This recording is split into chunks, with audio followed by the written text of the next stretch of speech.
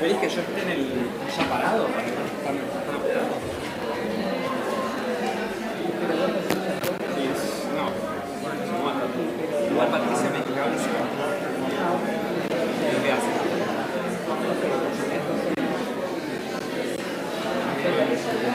Segunda. Ok.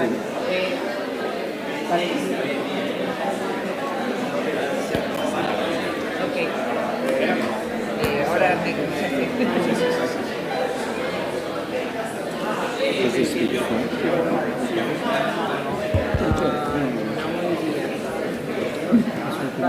His Italian, but he understands also English.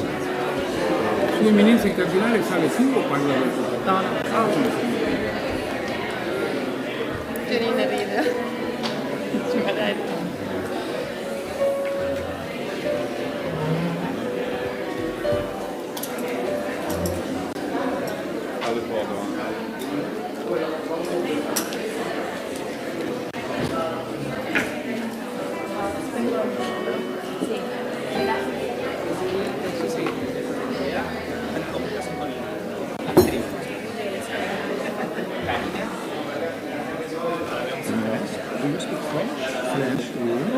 C'est plus facile. Oui, merci.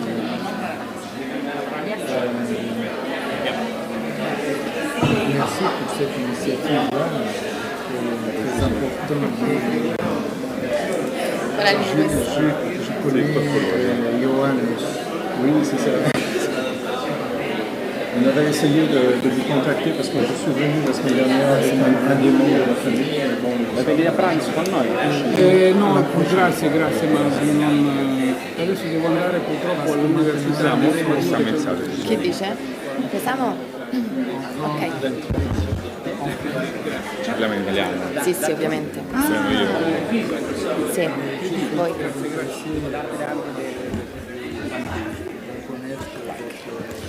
Buongiorno a tutti, buongiorno. Siamo veramente felici di dare inizio al terzo simposio globale Uniservitate. Prima di iniziare i lavori vi ricordo ci sono gli auricolari, il canale 1 è per lo spagnolo, il canale 2 per l'inglese e il canale 3 per l'italiano. Si sente? Ok. Bene. Diamo allora inizio ai lavori del terzo simposio globale Uniservitate, Service Learning e Patto Educativo Globale, educare alla fraternità nell'istruzione superiore. Questo terzo simposio globale è organizzato da CLAIS, il Centro Latinoamericano di Aprendizaje e Servizio Solidario, Apprendimento e Servizio Solidale, dall'Università LUMSA e dalla Scuola di Alta Formazione Educare all'incontro e alla solidarietà della stessa Università della LUMSA.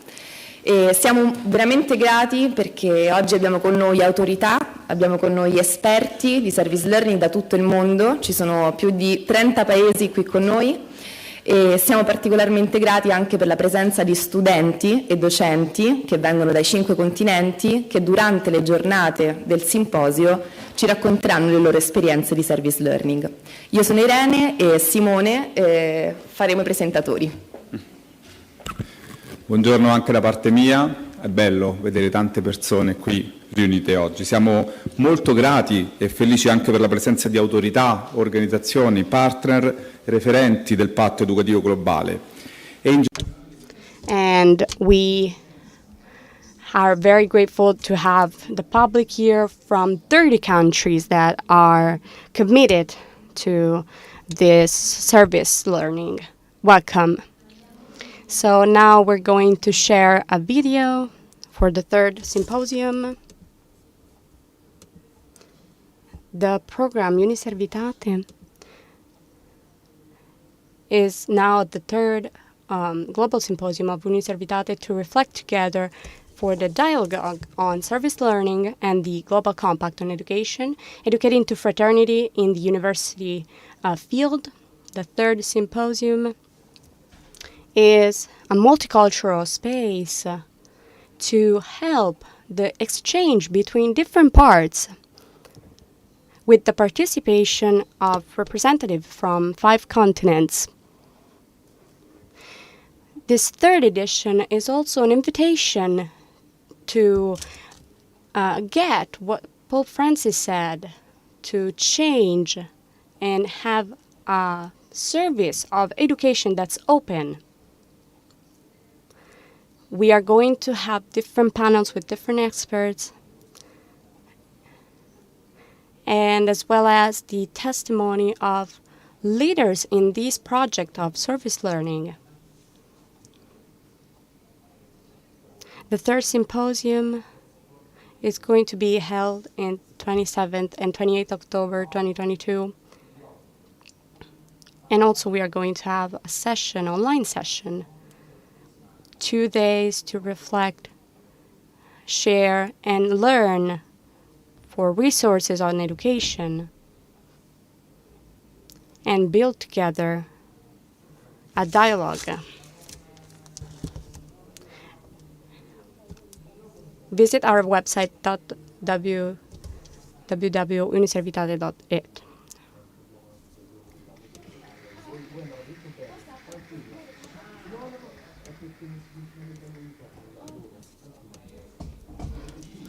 So the goals that we have during this third symposium are various.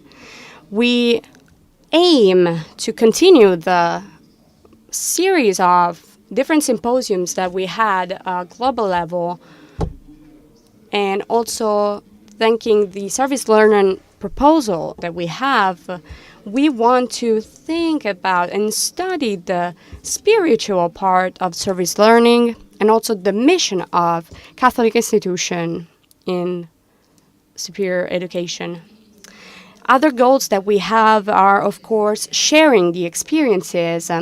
We have students here, and tomorrow also they're going to have a lot of time to explain different projects of service learning, and they represent, of course, other students that couldn't be here. So they are going to share their testimony. We're going to look further into the dialogue between the Global Compact and the service learning, that are two worlds colliding at the moment, and facilitating that is the talks between different teachers and different aspects of the service learning. A few more information on the organization. During the parallel session of today and tomorrow, we have different aspects, international aspects. We are going to have exchanges of experiences, education, training, and also Solido in the superior education and the civil society. We want to remember also that this event is transmitted live on different channels on YouTube,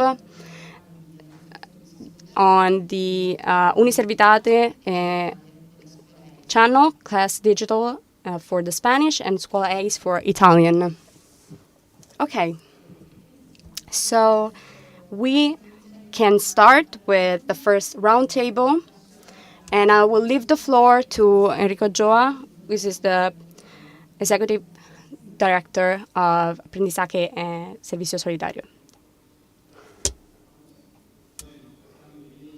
A este tercer simposio global de Uniservitate, en nombre del equipo de CLAIS y también del equipo de LUMSA, les quiero dar la bienvenida. Acá hay dos equipos que venimos trabajando hace muchas semanas para llegar hasta acá y que todo salga de la mejor manera.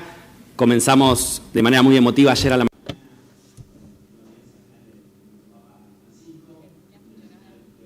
We hope to have the best results today, considering also what Pope Francis said, since our students shared his vision.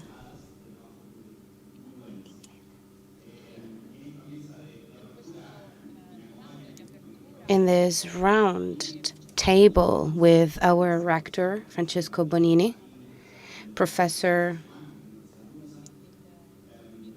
from the Science Department and Human Resources, together with Richard Ross, Maria Rosa Tapia, which is the coordinator of the Uniservitate program. We also have a video of the professor Isabel Capeloa, and We also have here today the Cardinal José Tolentino de Mendoza.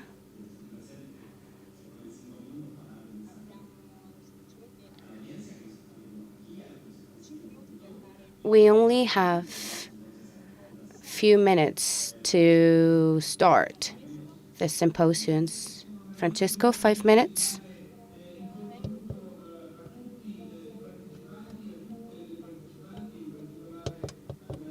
José Tolentino, il Cardinale de Mendoza. Thank you. I would like to say that this event is a global effort and challenge that we have. Pope Francis says that we have to build a new development program and model. And this new model that is proposed by everyone has in education the pivotal point. And of course, our university was founded in 1939 with this goal to invest in education and build people that have a role, a key role from education, a Christian education, that could get the protagonist role in the society in a very crucial historical period. And for that, we are very committed in this. And with the culture and education, with everything that we have here toward the future. So I'm actually really proud to be here and to read the telegram that we had from Pietro Parolin, Secretary of State. In occasion of the third symposium, University Symposium, Global Compact to educate to fraternity in the university field, Pope Francis greets the rectors, the students, the organizers, and all the participants. Pope Francis hopes that this important event can help a dialogue, a constructive dialogue, with the important help of Christianity to the civil society, promoting solidarity paths, peace, and respect for humankind. The Pope is also greeting and appreciating the initiative to reflect on the education and training of new generations, and also wants cooperation with the different communities for the paths through the challenges, and asks for the Virgin Mary, Mater Sapientiae, the Spirit's gift, and wants to benedict us, asking us to pray for him.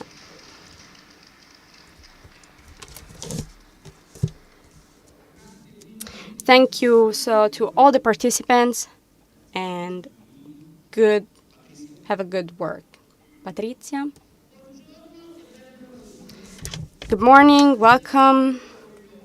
It is a pleasure to be here for the Department of Human Science and the participants to this very important meeting that, as we've heard, has in the center of the reflection the proposal of the service learning, supporting the Global Compact on Education of Pope Francis. I would like to recall in this important occasion, also for the coincidence of the dates, Gravissimum Educationis Day of 28 October of 1965, which told us that the extreme importance of the life of the man and the incidency on the progress, the social progress, are object of consideration from the Sacred Ecumenic Council. The Church, adapting to the mandate, which is basically announcing the safety to sanctify God and occupying themselves with the man and the vocation of supernatural vocation. So we have an important role for the progress and development of education. The attention of church to education and training of every individual, it's really important also on the linguistic point of view. For a council that was held in 1813, so we had bishops that were afraid that people couldn't understand the Latin anymore. They proposed different parts of programs.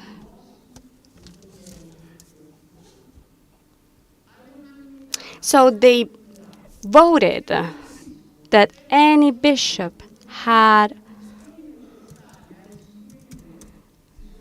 at different talks on faith given to the people to understand and translating in order to make them understandable in Dutch language or Roman language so that everybody could understand what was said. So this was a text that basically signed the passage from medieval language to the modern one, and it's something that calls the attention of the Church on education.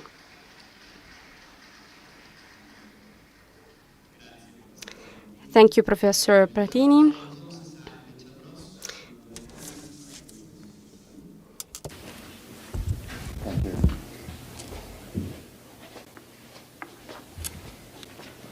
Dear magnificent rector, dear Professor Bonini, thank you for your warm welcome this morning and for the opportunity to organize this symposium in your fantastic premises. It's a real joy to meet here in person with all our international partners as a global network and community after such a disruption due to the pandemic. Well, I have been asked to say a short word of welcome as representative of Porticus, the organization which is at the origin of this program. And I must say it is an honor and a challenge at the same time, as a succession of welcome addresses in this kind of conference can turn into a boring exercise for the audience. So let me try to keep your attention. It all starts with the first philosophical question at all. Why? And we have to do here with a double why. First, in relation with service learning methodology itself.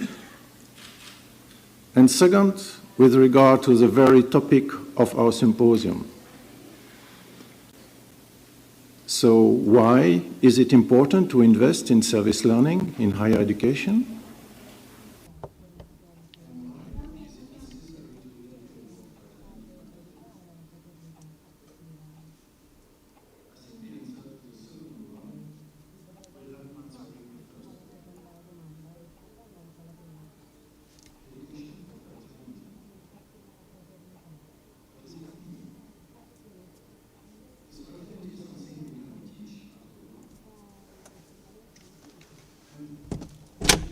Se non traduci devi lasciare il canale. Primarily a task for families and communities and not a genuine higher education topic. To advance this reflection, I think we have to go back to the symbolic origin of humanity and to one of its founding episodes. So, if you agree, let us travel back for a while to the door of the Garden of Eden. You certainly remember this short but dramatic dialogue. And the Lord said to Cain, "Where is your brother Abel?" Cain said, "I don't know. Am I my brother's guardian?" Am I my brother's guardian? This is certainly a poor attempt of an excuse. At the same time, it is deeply revealing of an essential feature of our conditio humana. Indeed, Cain, you are the guardian of your brother. You should have been. Indeed, Abel, you are the guardian of your brother Cain.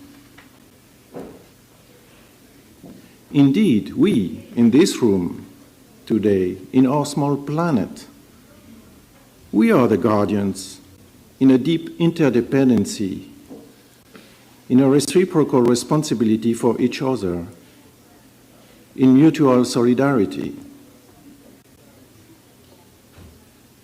We can remain at this level and try to make the best of this ethical ground for a better living together with all people of goodwill, which is fundamentally the rationale for the Global Compact initiative. But I think we can go further as representatives and actors of Catholic education. For we can't oversee that this ethical ground is preceded by a call, God's call. Where is your brother?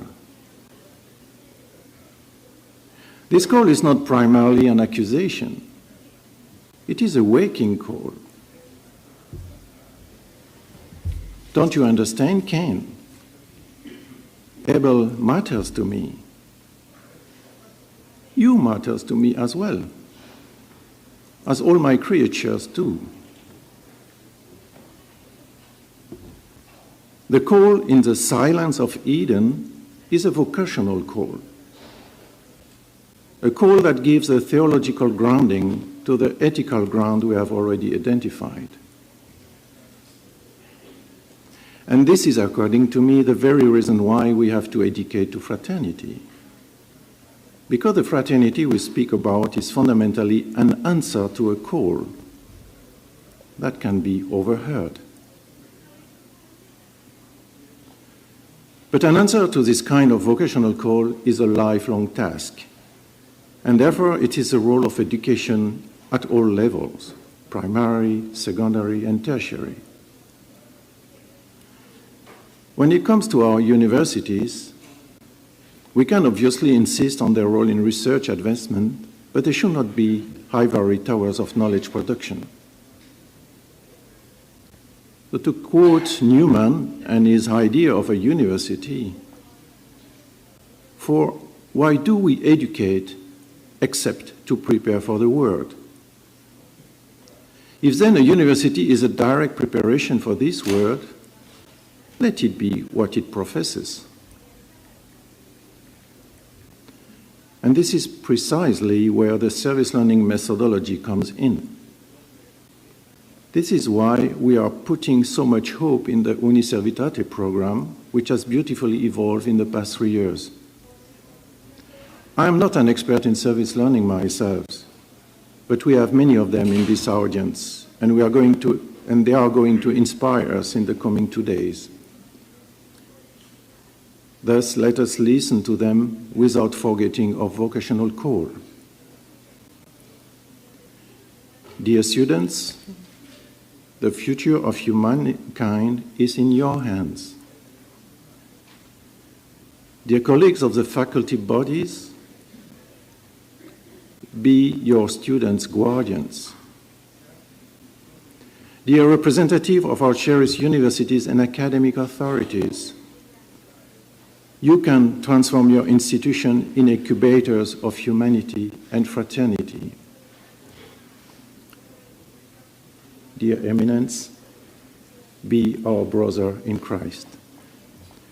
Thank you all and enjoy this symposium.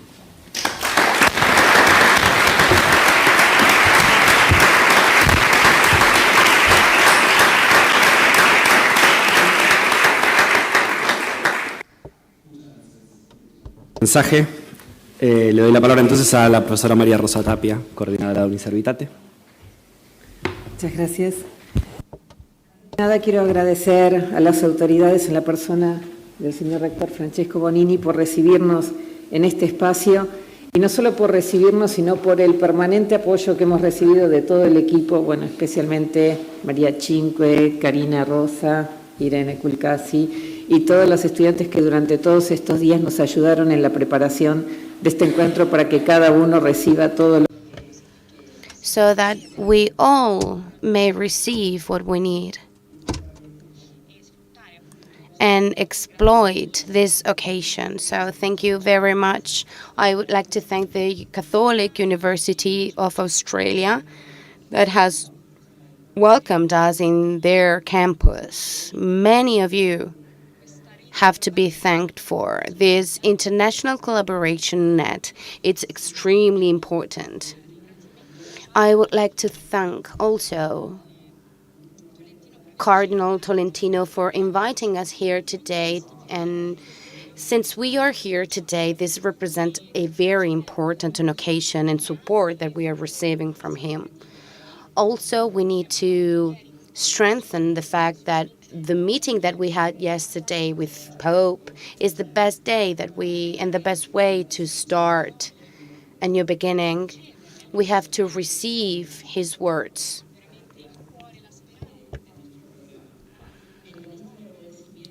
In my list of thanks, I would like also to thank Porticus for creating this occasion and creating the program of Uniservitate. And I'm also speaking on behalf of CLICE for the big challenge and the trust they have put in us to coordinate this program. And together with all of you here today, allowed us to go over and go further with our program, especially after the pandemic period, that nevertheless the difficulty has proven to be an important step in service learning so that we can start again and somehow get the best from this terrible times. I would like also to thank the Union for Catholic Universities that has been supporting us for a long time. I don't have enough time to thank all of them, but I would like to say that we need to keep working together to strengthen this connection. Today, in this international symposium, we are united with the scope of enhancing the brotherhood. And as we were saying before, we need to count on students, also with the winners of the Uniservitate Prize, a prize that has been carried out in the program to give students the visibility that they need. Something that we want to show you is that over the fundamental reflections, we need to take into account the spirituality. And by knowing everything that is involved with these initiatives, we must say that we have students that are putting into action the mission that we have established. For this reason, I wanted to thank every one of you, all the students that won the prize, all the people here today, and I would like to give you an applause.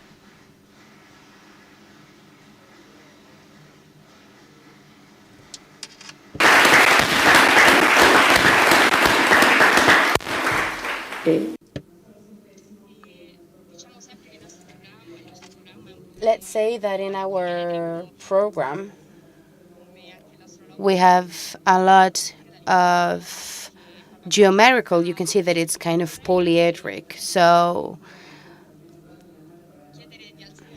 I would like to raise the hand because in this here today we have representatives from Africa. Please raise your hand.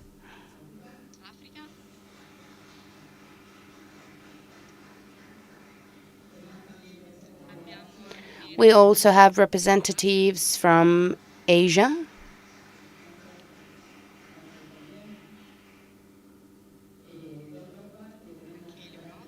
also from Europe, 3 central regions of East and of Middle East as well.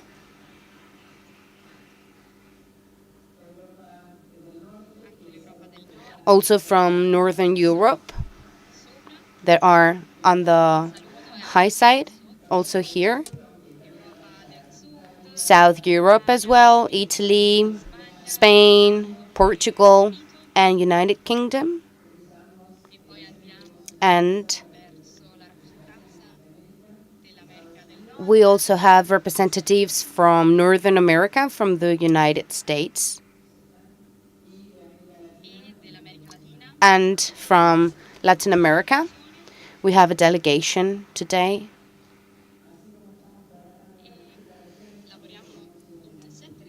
We work in 7 regions, and we have also an academic team that is working with us since the beginning, that it's helping us to share our experiences together with all the representatives from all over the world. So I really would like to thank you, because you are an inspiration to us.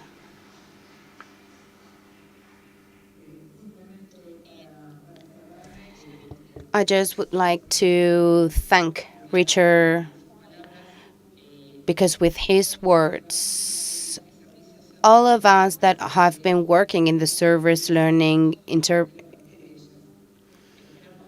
we hope that this brotherhood, that this attention may be used also in the experiences that we are going to share today, so that everything that we do here will be brought back into our communities. So I would like to thank you for what each of you is apporting and for what you are going to share. Thank you. Muchas gracias, María Rosa. Bueno, les voy a pedir ahora entonces que prestemos atención un minutito. Tenemos un video de saludo, como les dije antes, de la profesora Isabel Capeloa Gil. Ahí lo vamos a ver por pantalla. Gracias.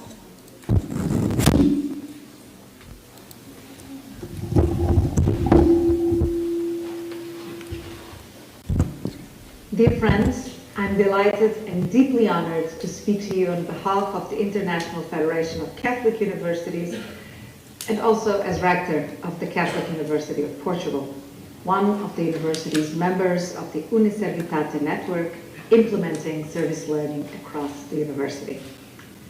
When Pope Francis demands that we work in concrete and viable terms to offer quality education, we need to look into the reality and the material lives of our communities and use the tremendous expertise and the sophisticated knowledge produced at universities to improve their living conditions. Service learning is education with a purpose that emboldens both the communities and the student agents in an effort to materialize an idea of education as action and empowerment. This is the sense of the true integral education that connects the mind, the heart, and the hand in an effort to contribute to fairer and more equitable societies. The pandemic affected the learning of 1.5 billion students worldwide, including K-12 students and certainly higher education.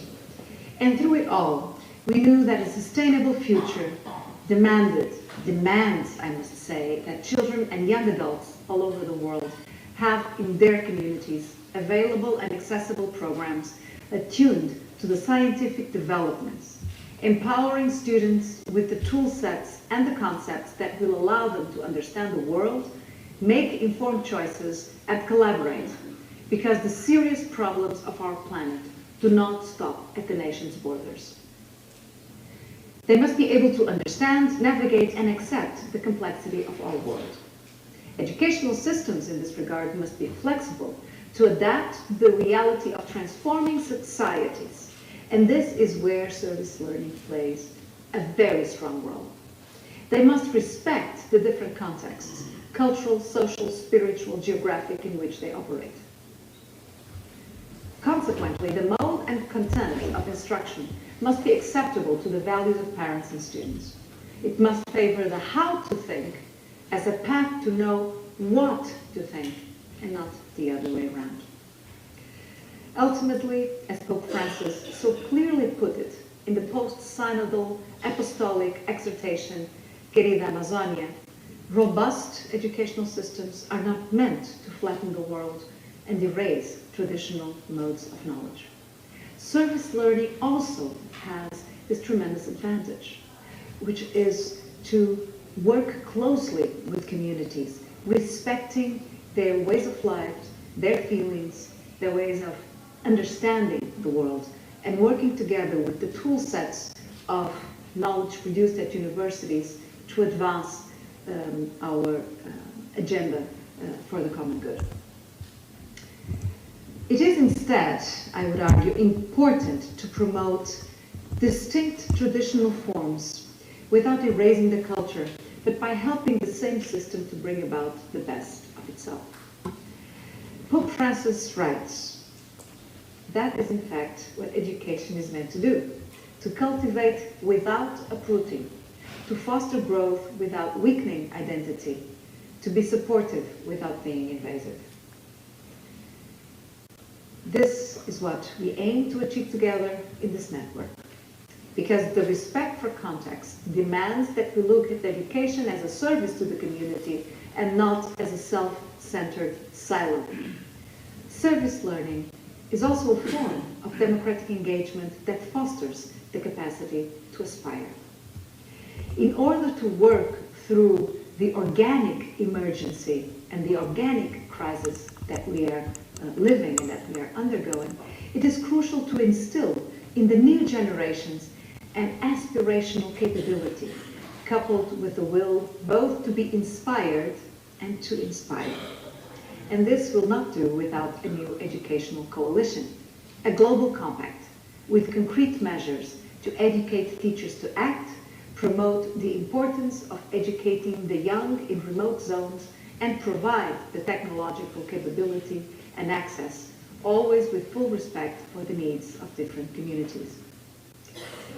Again, it is only by developing these concrete and viable solutions, as Pope Francis inspires us to do, only thus may universities working with the communities where they are embedded in develop in the future generation of students this capacity to aspire that is quintessential for the budding of talent. And this is precisely what Uniservitate's program and network of service learning can readily contribute to. Service learning is a transformational methodology for faculty, students, and institutions. We at Católica are changing and challenge you to do the same.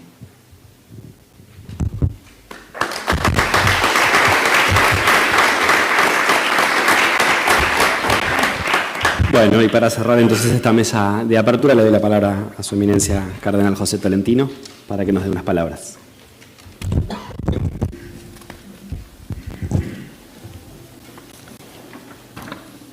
Eccellentissimi rettori, professori, educatori, studenti.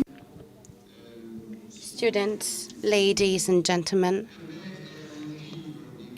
it is a reason to be very honored to be here today at the beginning of this third Uniservitate Symposium about service learning and global compact on education.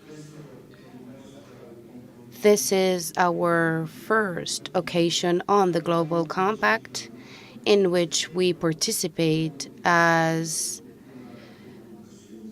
Castle of Culture and Education. So I would like to greet all the members of the Uniservitate, together with their commitment to promotion of education in the Catholic institutions. And we also would like to greet all the presents here today at this symposium and for those who participate on remote. We recognize the merit to Uniservitate of having worked among these years in building a global network among different institutions on higher education in the 5 continents, with cultural and social contexts that are really different between one another,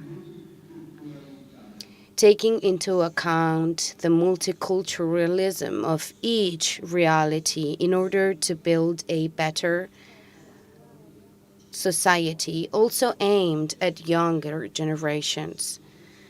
This is a way also to strengthen the importance on this 3rd symposium to the deepening of the relationship between service learning and global compact on education.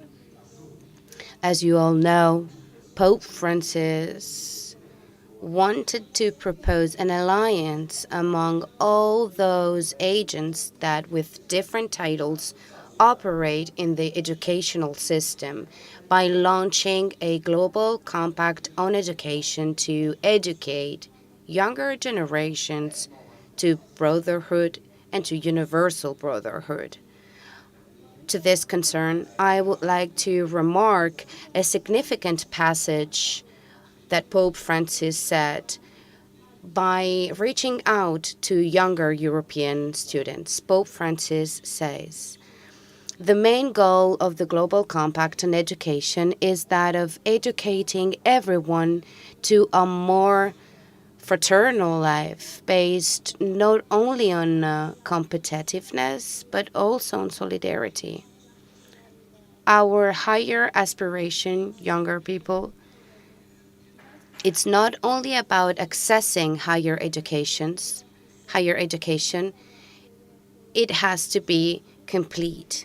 These institutions and these institutes also have interest in maintaining the status quo, to training people that will force and enhance the work of the system. So we must appreciate all the realities that bring together quality with the service to the future generations, taking into account that the goal of education is the personal growth of the person that wants the well-being of everybody." Pope Francis listed among the missions of the Global Pact, after that of putting the person at the center, that of investing in the better ways to foster education, to train people that are available to put themselves at service of community. The mission of your movement, then, coincides perfectly with our mission, with the mission of the Global Compact. So we are certain that after these symposiums, new courses and new ways and new proposals will be held in order to achieve this Global Compact. Thanks to the reflection of all the agents involving and also to the sharing of the experiences in service learnings that will be presented in the next days, contributes to the final goal of Uniservitate program. Our Holy Father has promoted this year the reform of the Italian Church, according also to all the sacred tests in order to, let's say, innovate the Church at the eyes of the world.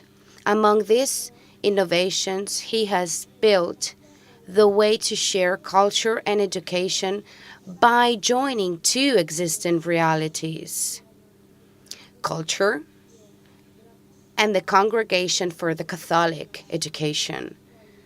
To this regard, Pope Francis 3 years ago said that the Global Compact on Education was a mission that is automatically given to the Church as well. And as a representative of the Church, we do take this duty into account with responsibility. We want to strengthen the work that has been done for the Catholic education in this first 3 years with all the important initiatives, all the events aimed at fostering the Global Compact. At the same time, we would like to invite all of you to embrace this new phase, a step in which we want to relaunch as strong as possible this project, starting at the beginning from a new perspective that was listed also by the Pope, which wanted to unite in just one concept two realities, that of culture and that of higher education. It is not only about moving the horizons of the Global Compact, but rather it is about broadening its goals. As Pope Francis had already stated, the idea of a Global Compact, it is in fact, for its nature, not only limited to the educational or universitary world. Thus, it commits families, communities, schools, and universities as well, institutions, religions, governors, and the whole humanity itself in training mature people. Pope recalls also that what we have been asked is that we should follow and aim at a cultural goal that has to enrich in us and has to give birth to another culture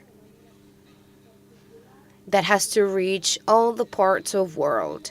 It has to reach men and women from culture, sport, and science, artists, operators, so that they will be able to ratify this pact, and through their testimony and their work, they would be promoters of values of cultures, justice, peace, well-being, beauty, welcoming, and brotherhood.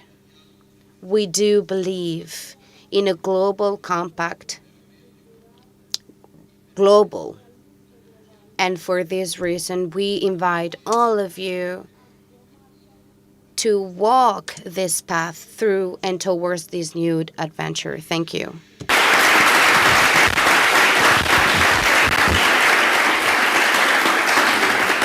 Muchísimas gracias, señor cardenal. Entonces, bueno, damos por inaugurado este tercer simposio. De las palabras que hemos escuchado, me parece que hay un hilo conductor que tiene que ver con esto último que decíamos, un verdadero pacto educativo y cultural de alcance global que nos permita buscar cambiar la educación para transformar nuestro mundo. Así que los alentamos a seguir trabajando con pasión, como lo están haciendo, y con la convicción de que introducir el aprendizaje-servicio, hacer prácticas solidarias, acercar a nuestros estudiantes y abrir nuestras instituciones a la realidad comunitaria es nuestro aporte para cambiar el mundo. Bienvenidos entonces a este tercer simposio global de Uniservitate y que tengamos 2 días de muy buen trabajo. Dejamos ahora la palabra para continuar. Gracias.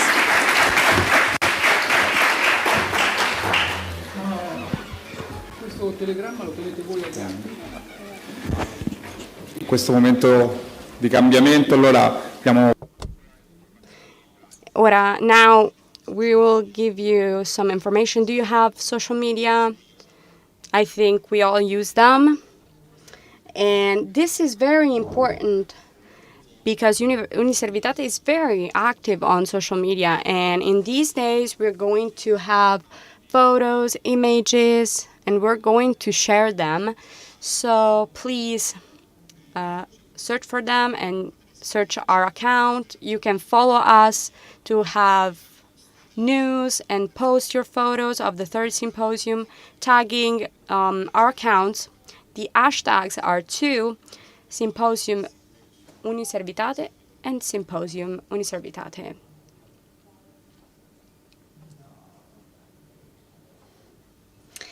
Another information inside your documents, you find the list of publications from GLAIS and also a copy of a book. Now, this afternoon, we welcome you to participate to the parallel sessions that are going to be held in different rooms. You will find a map. And now we will start the second roundtable. It will be coordinated by Professor Maria Cinque, that I invite here for the dialogue on fraternity, educating for fraternity in higher education. So please, my guests here. Now, I would like to start my talk with fraternity in higher education with an image. This image is from Federico Barocci, which was conserved in Galleria Borghese here in Rome. This image was actually advocated by Pope Francis, and in the Congress where different institutions participated for the Global Compact. So the Pope particularly appreciated the attention for Global Compact, and from many people and universities. I cannot say all of the names, but we have the representatives of the 10 universities that will work in the parallel sessions, and such as the dignity, human rights, fraternity, cooperation, technology, peace, citizenships, and culture and religions. So these are the topics for the parallel sessions. And we would like to thank the universities that are working on these topics. Today we have meetings between two networks, and this is an example of Global Compact. The Pope actually wanted this project to go on to tackle the crisis. He evoked the figure of Aeneas, and who escaped his city, bringing his father away on his shoulders, saving them both. So he's not saving himself, but he's also saving his father, representing the story, and his child, which is the future. So this image is actually really important for the comparison that we have. So what I want to ask to the educators is, how can we look at the past and carry the students toward the future? So now we want to know how we can educate to fraternity. So as Cardinal Tolentino was saying before, this is the basis of our mission. So I would like to invite Monsignor Giovanni Cesare Pagazzi, which is Secretary of the Ministry for Culture and Education. And he also taught at the Institute Giovanni Paolo II, and also aesthetic teacher on the Academy of Belle Arti in Brera, and also wrote different books about theology. Thank you for your invitation. Thank you for promoting my my figure. I'm not His Excellency, so thank you. I would focus in these few moments that we have on the word service that was just a few moments before recalled as the root of our mission and our goal and our educating role. Education is a service, and we need to educate to the service for the community, ecclesiastic community, and civic community. I would like to start by saying that we can distinguish between acts of service or action that are similar to service and the service itself. And this is a distinction that Paulo, in the first letter of Corinthians, says. He basically distinguishes between acts of love and charity from the charity itself. So we can do these acts without having charity. So it's probable that we do service acts without having service. So service belongs to a constellation.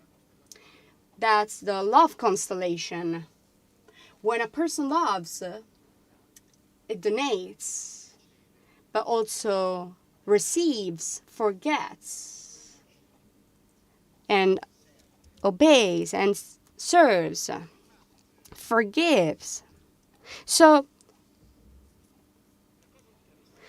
the important thing and the interesting thing is this: if we look at the original Greek that has the love in itself, so the verb agapao in Greek, we actually understand that this verb originally didn't mean donate, forgive, serve, obey. But originally, this verb meant give to everybody the honor that they deserve. So to honor.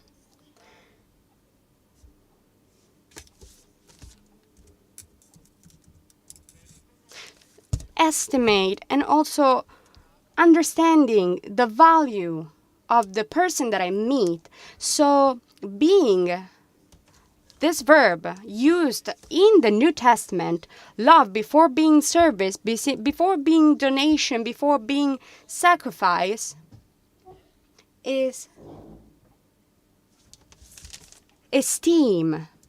Because things are changing depending on love being esteem or an act of forgiveness. I can forgive a person without having esteem for that person or without estimating that person. But then that forgiveness is going to resent with me. So I can forgive saying, okay, you are mean, but because I'm good, I forgive you. Or you have nothing, I have all, so since I'm rich and you're poor, I am gifting to you. Or you're not able to do something, I am able to do it, so I'm serving you. So service becomes an occasion to declare my superiority. Instead, things are changing, completely change, when the first provocation and the first starting point is esteem. So 10 years ago, I was living in Milan, and in Rome, we had a Caravaggio art exhibition, and so with a few friends, we decided to come to Rome and see this exhibition. But of course, to go to Rome from Milan, you have to pay the train, you have to pay the ticket, you also have to pay a sandwich after the exhibition. So I would say it takes 100 euros in a day. So, and that's a lot. But I think Caravaggio was worth it. And I'm paying.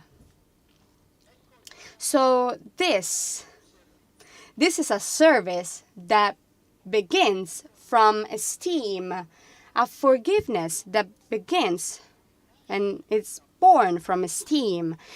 Doesn't come from a superiority consciousness, but from understanding the value of the person that's in front of me. And I want to pay for that. Even if you offended me, you didn't convince me that you are not worth it. And that's why I'm paying, and that's why I'm forgiving. And since you're worth it, I want to pay. I want to use my time, my abilities for you, because you are worth it and I'm paying. This is service and forgiveness. And this completely changes the image of God. Because if we were to read, for example, the expression of Jesus on the 3rd chapter of John Gospel, God loved the world to give it his child without even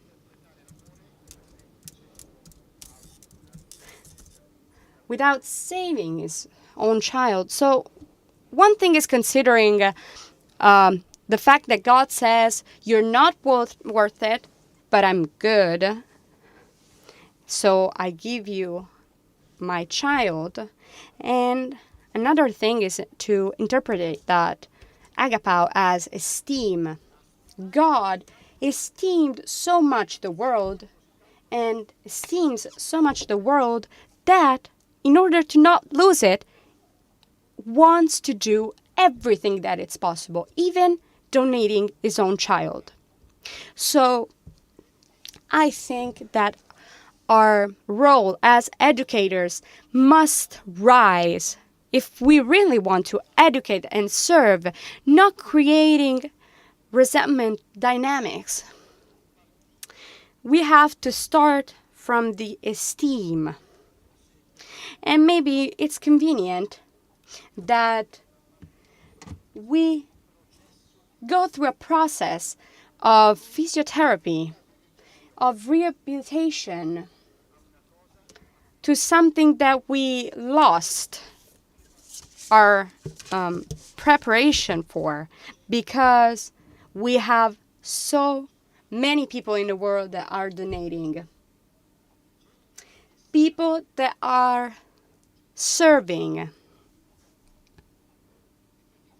And we also have many people that forgive. But there's very, very few people that really estimates. Very few. So maybe our role in education is rehabilitating. That, of course, is going to be difficult for our esteem, and maybe rehabilitate the people to this precious treasure that is the kindness and the esteem of giving everybody the honor that they deserve. So I would like to close my intervention with the image of God that we have in the 13th chapter of the Gospel of Matthew. When we actually hear the reign of God, we think that it's talking about us, but Jesus is talking about God. God is what the parable says. God is like a merchant. I think it's incredible. It's a merchant of precious stones, of jewelry. So basically, is a jeweler that looks for jewels, which I think it's very interesting because I don't search if I know that I'm not going to find anything. So God knows and hopes to find. Then he found a pearl that's very valuable, but that pearl, that is us. That pearl is the world. That pearl is this part of history and the history of church, of cultures. This pearl is important. God found this pearl and sold everything in order to have it. So maybe we don't know how that pearl felt. Well, I will end it here. Thank you.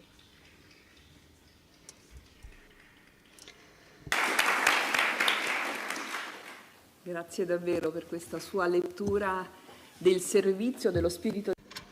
Thank you for your position.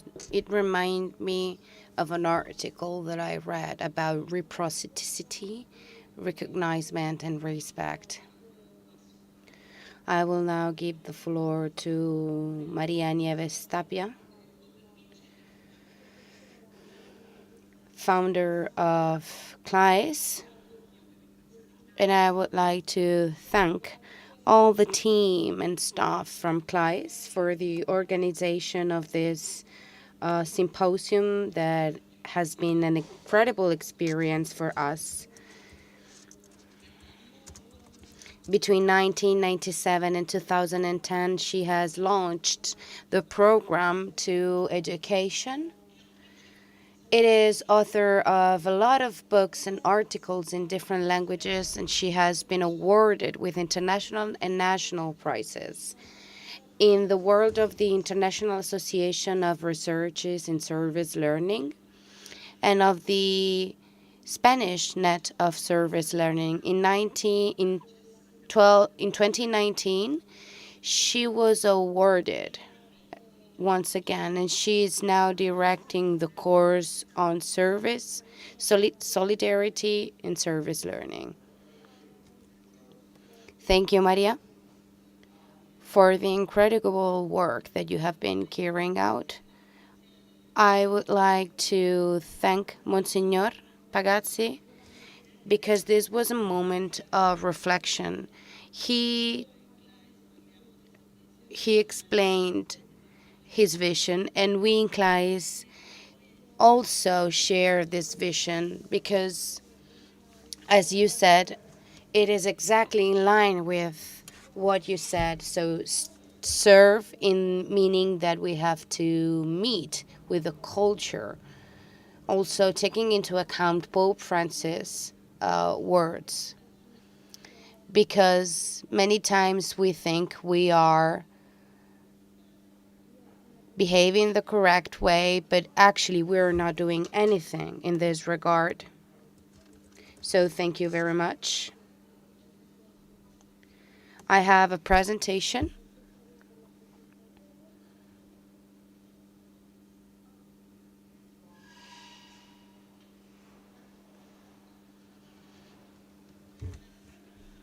I'm going to speak in Spanish, even if I am Spanish. So I would like you to wear the headphones. I know that it's going to be a bit difficult, but I know that you will have the translation. So to educate to brotherhood is the principal topic.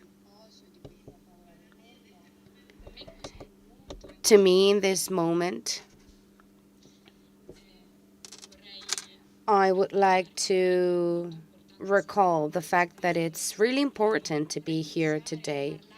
I would like to talk about the words that Richard already said. The truth is that during pandemic, a lot of things happened. We faced a lot of difficulties, and something new happened. Of course, many international occasions were held in this regard. From a scientific point of view, the fact that the world is asking us for higher education to be at the service, it is important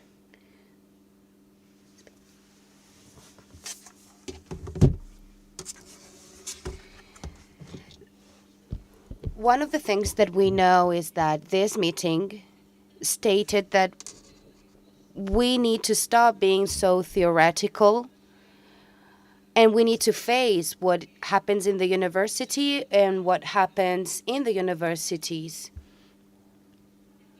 So, why Uniservitate? Well, because we are answering questions. We need to answer to a moment in which also the church is facing troubled times. Because we all know that the church said that we needed to educate to participation, dialogue, collaboration, and service learning. We know that if there is something that the Pope is asking for us in this regard, it is clearly stated in the Global Compact, and so to educate to brotherhood.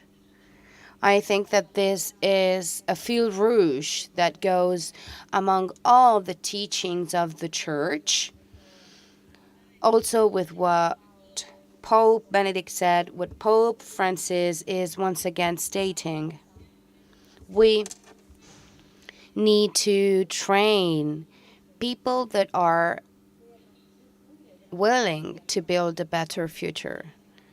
So all the institutions must work together and must establish method and goals to put into action their educational mission. One of the reasons why Uniservitate was created, well, Pope Francis also thanked us. We listened to the message through the Secretary of State.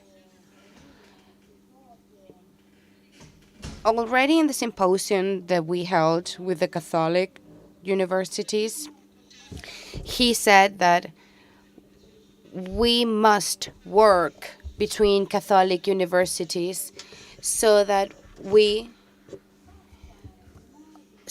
are able to build paths that go over the academic realities, that foster solidarity and brotherhood. These are the words that he gave to us that are in our hearts and are at the core of the program of Uniservitate.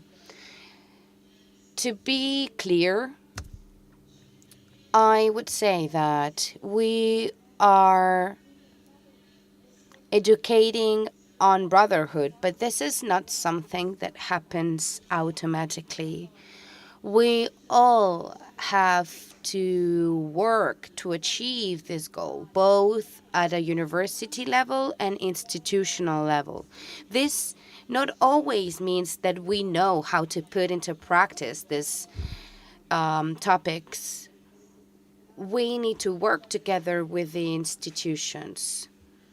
There is a caricature of an Argentinian artist that represents exactly what I mean. So practical things and theoretical things are a couple that have divorced. And this represents the reason why Servitate has to bring together practice and theory so that at an international institutional level can be applied. In this path, Pope said that we need to review the way our institutions work. I want to say that many times we talk about the ivory tower and about these models that are not very suitable for the university, and at least for the reality of university today. We used to talk about the third mission of universities. And so in these 3 steps, parallel steps, they will never meet. So it's science, investigation, and the third mission of the social commitment.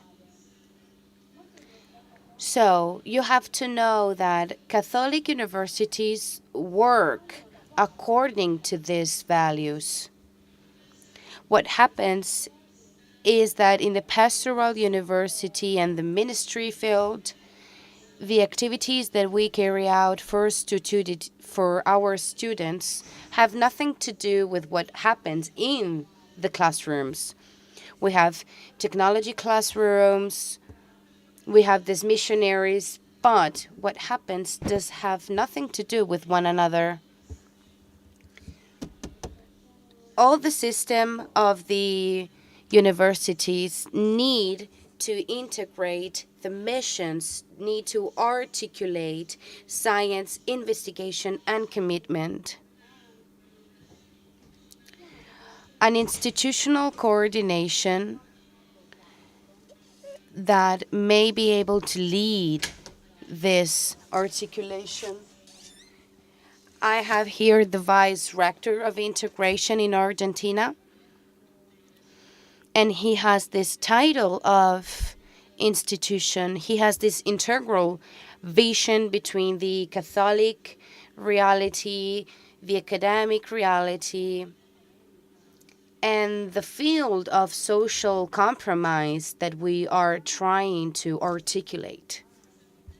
So, Uniservitate was born also because we want to change our institutional models. We no longer want to use our old models. We want to include all these new realities. To do so, we need service learning pedagogy. Why? Well, because we all know that this practice has been rather theoretic than practical, actually, especially in the 60s.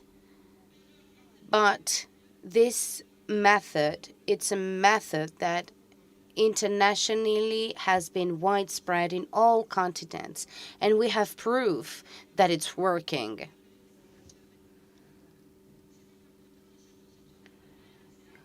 Also according to our experience. And in this pandemic, and during Uniservitate, we had a lot of confirmation that we need to strengthen, and I would like to strengthen.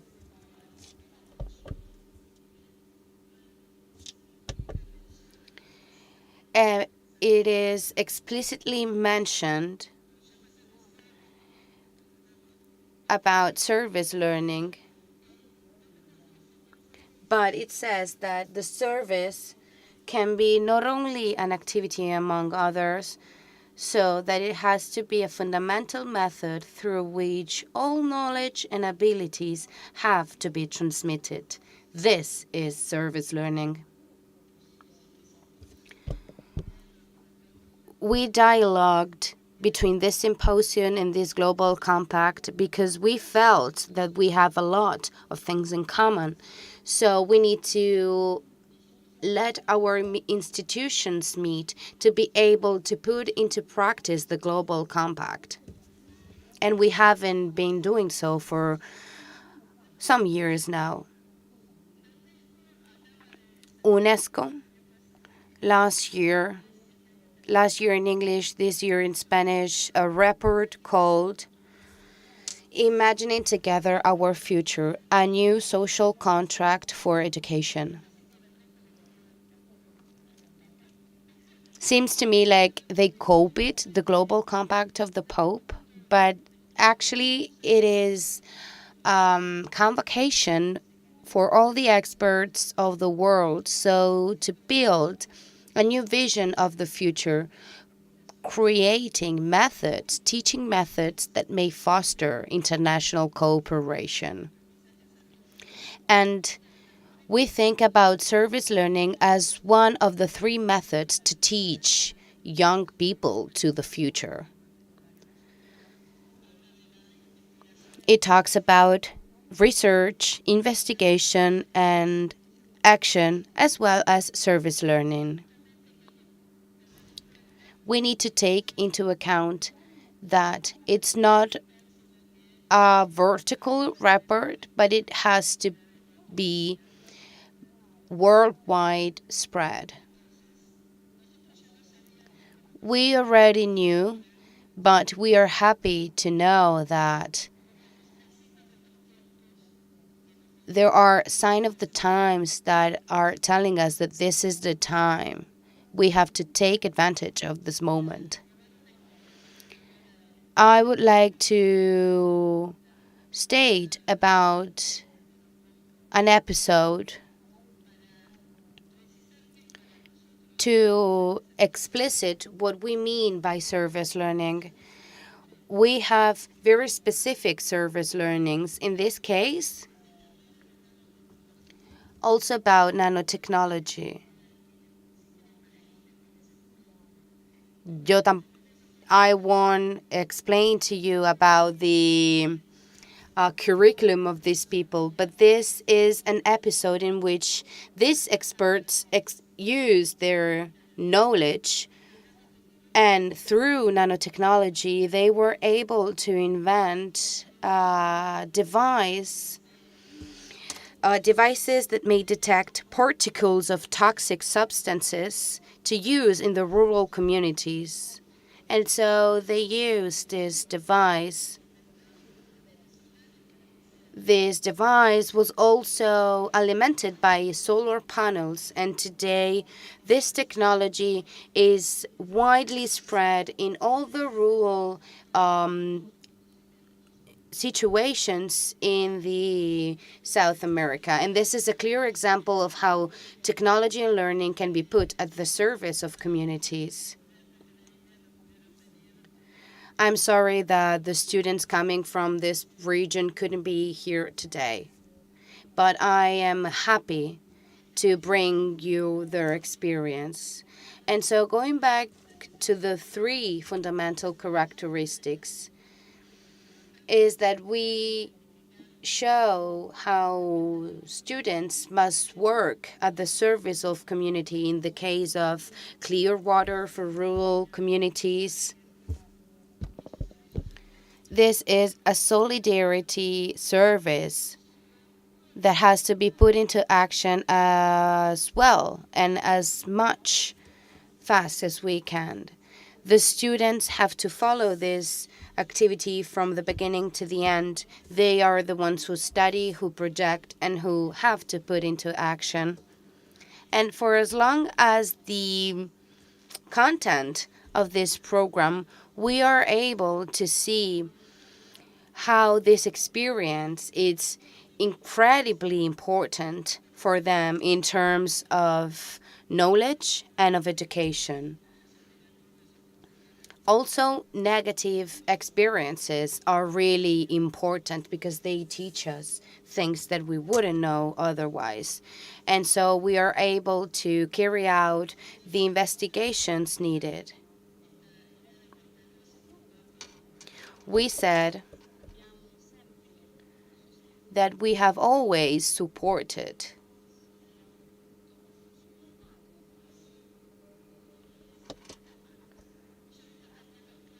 all the aspects. So we have used our head, our hands, and even our feet to help communities.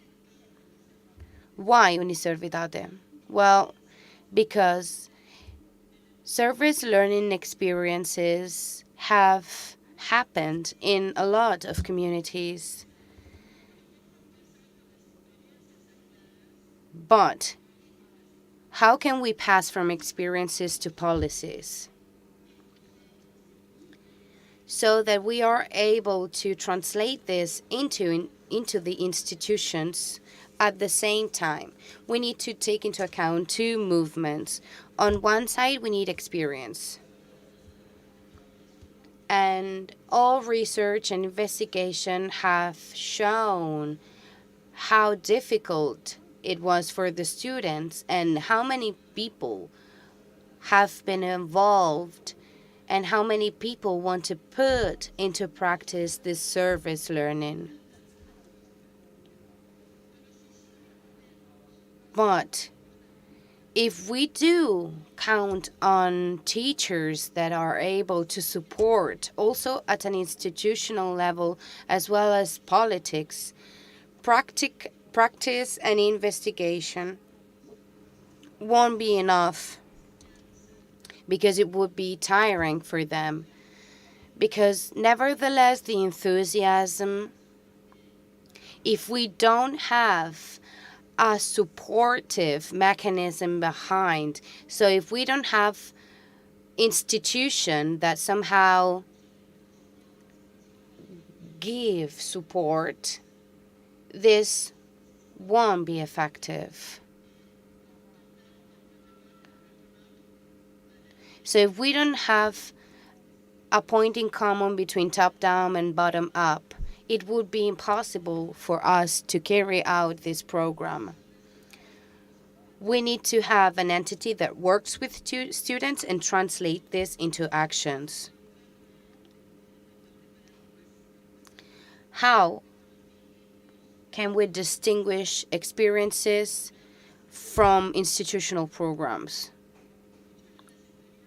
Many of the experiences are experience carried out by a professor, by a teacher with its students.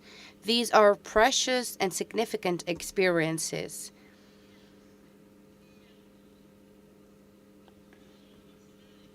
As well as for all the universities that are carrying out programs of service learning. And this is a great start for us. But we need to generate multidisciplinary programs because the problems that we are facing are much more complex. It is also said that the world has problems, the university has departments. So if we connect these departments among them, we will be able to face the problems. If we think about the South American realities, and if we think about the University of Colombia, which is in Cali, it is in the center of the region that was at war against drug smugglers and all the problems relating to it.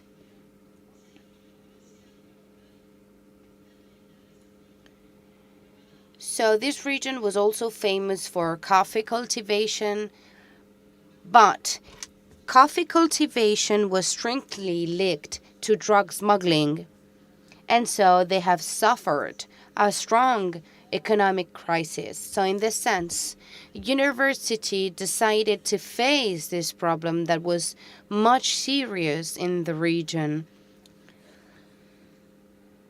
because many people left coffee cultivation to be involved into drug smuggling traffics.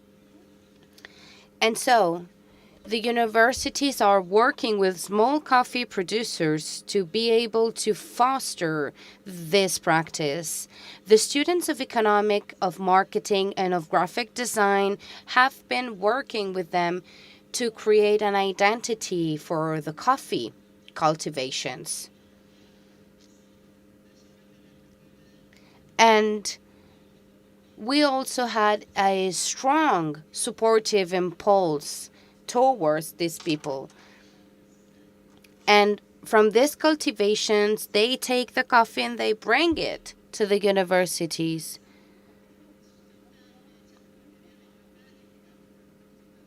De arquitectura sostenible.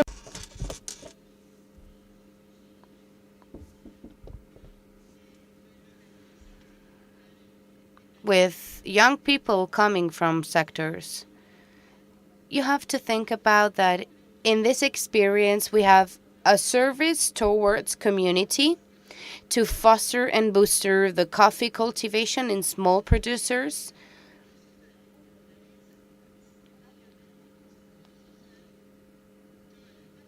We also have an economic outcome out of this. So this theory of articulating the missions is a good idea only if we translate it into service learning. If we think about the program from a curricular point of view, we saw how we were able to work with different topics. We also have social networks so that universities may be able to work together with other organizations, international organizations, in this case of coffee cultivations and producers. With interdisciplinary programs, we are able to create programs that are institutional. In this sense, this program, it's only a small part of the institutional politics of the Javeriana that has a program called Forja, that it's a program for social change and peace, a program that is being carried out by university because the university has focused its attention on specific cultural and rural communities of the region so that we are able to convey them into the goals of university so it can have an actual outcome in the reality.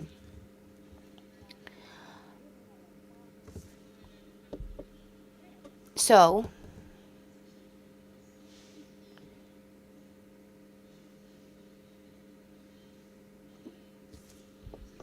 we need to also consider all the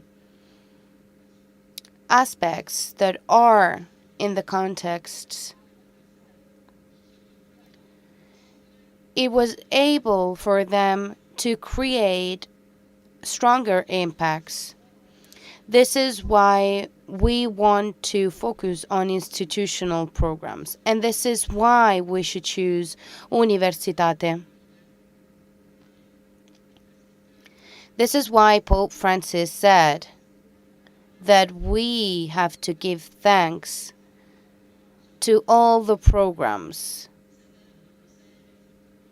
This is a picture that was taken in Buenos Aires in 2018 when in a seminary organized by CLAIS, we were able to gather experts from all the world and from all the continents so that we were able to think about an international program that involved service learning. And in this moment, we were able to dream because it was a dream for us to be there. It was incredibly important for us that we were there and that we are here today. Because what was a dream was then translated into reality. And what we wrote to see what was service learning and the higher Catholic education with the polyedric reality that were able to convey all the universities and all the activities that we wanted to carry out, that we developed among time and in which students participated in. So to translate this dream into practice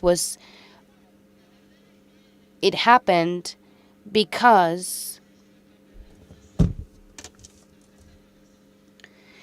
we needed to embrace the challenges. And at the end of 2019,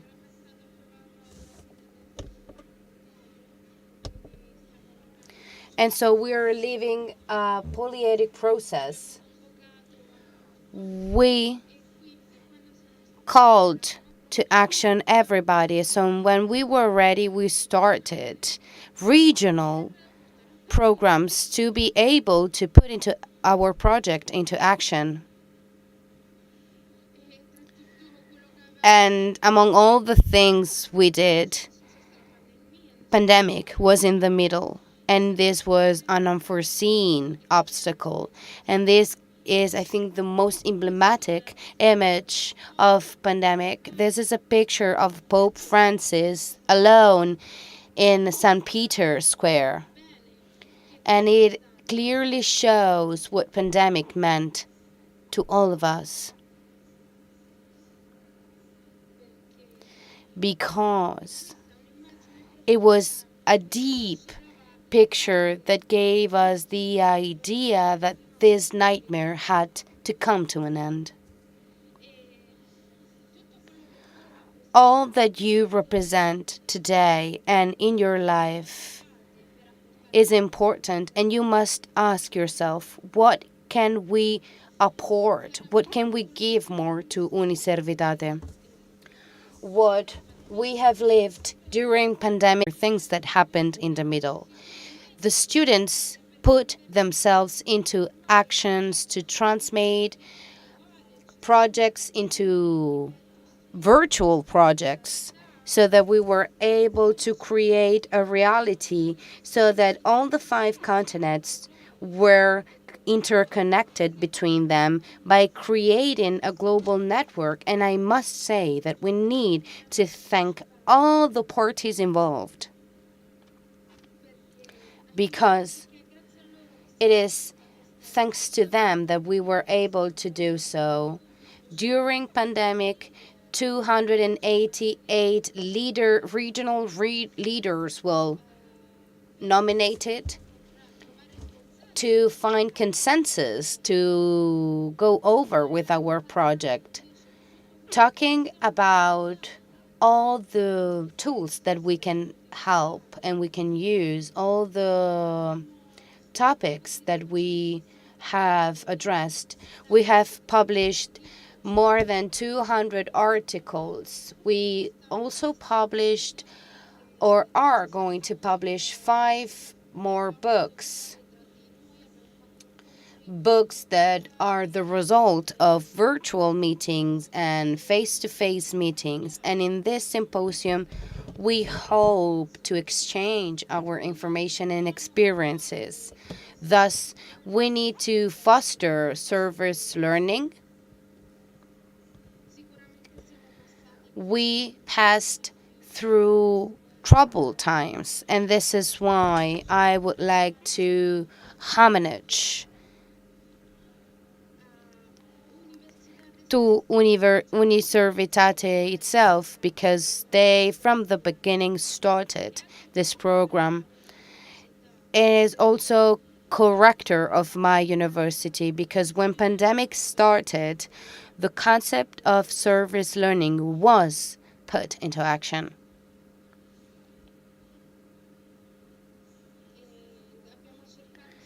We have tried to fight against fake news as well. And university itself was the core and the main hub for refugees welcoming, situations that we are witnessing from quite some years now.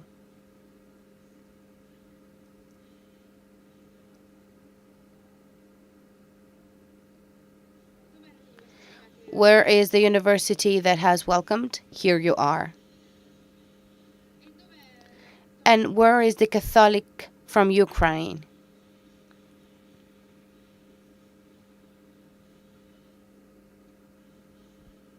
There it is. There it is.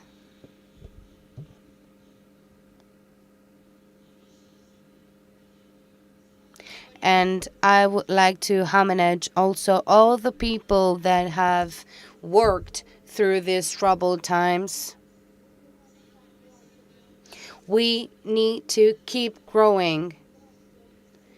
We need to take into account all the experiences as well as the consideration that Uniservitate prize comprehends more than 200 experiences. We have more than 40,000 students that participated, more than 1,800 teachers as well. I would like to end with the most important aspect. Uniservitate was born to develop opportunities of service learning, also according to spirituality. That is mainly from the gospel. It is strictly linked to the teaching of the church with the values of Christianity. I really like the image of the golden rule that, let's say, it's common to every religion. It's something that I would like us to exchange. And it is the rule that as universities must offer, and Uniservitate wants to offer methods and ways so that students will be able to put these values into practice.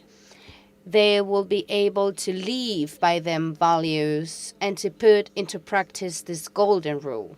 To this extent, it is incredibly great to understand and also according to Matthew's Gospel, we need to overcome a final step. And this is a painting that is represented in the Sistine Chapel, which is the universal judgment. And it is represented, of course, with a strong Renaissance component. We won't be asked to how many Catholic symposiums we attended. We won't be asked about how many times we met Pope Francis. We won't be asked if we were alone or in company. This is why I believe that the service learning must prepare students to the most important exam of all, which is not only from the academic work and life, because it allows them, if we give them the right tools and the opportunities, they will be able to overcome the steps and to go over this exam. I wish you a happy day and a happy symposium. Mi hanno portato il telefono per ricordare.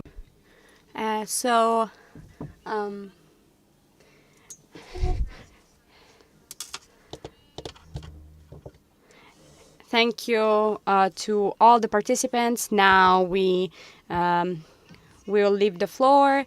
Thank you for the attention.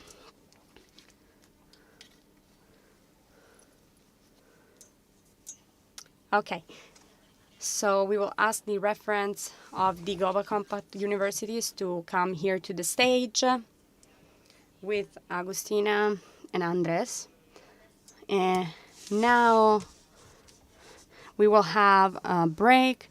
I will leave the floor to Simone to give you the advice.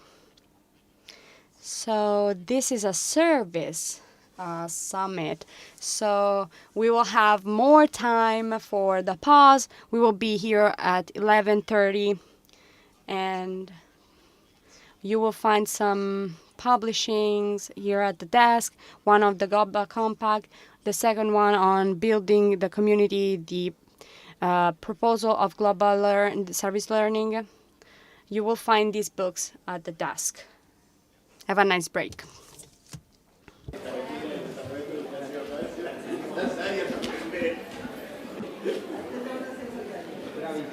Está bien.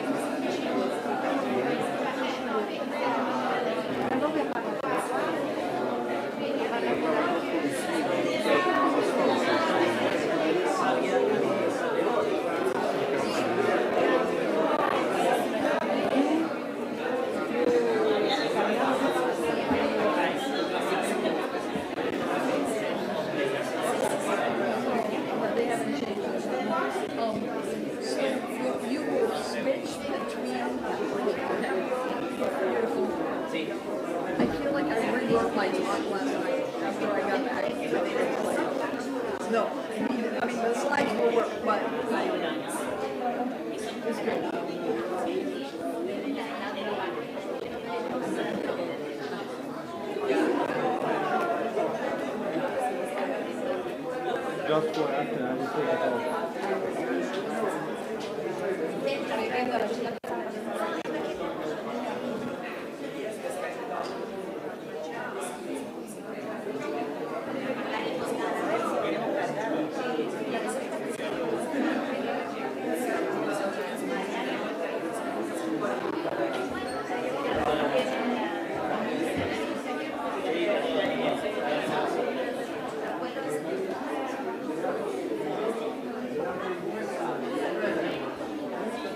off.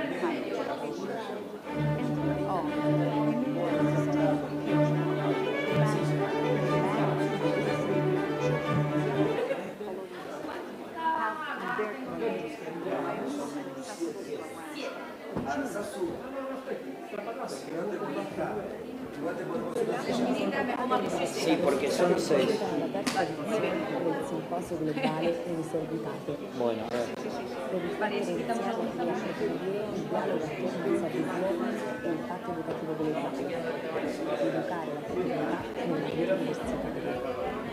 Il terzo Symposium globale Uniservitate propone uno spazio multiculturale, globale e plurale per facilitare lo scambio tra diversi attori e referenti dell'ambito universitario con la partecipazione di rappresentanti dei 5 continenti.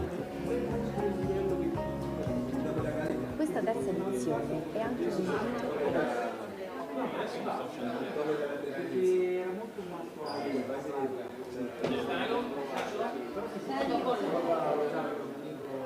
Io ovviamente posso anche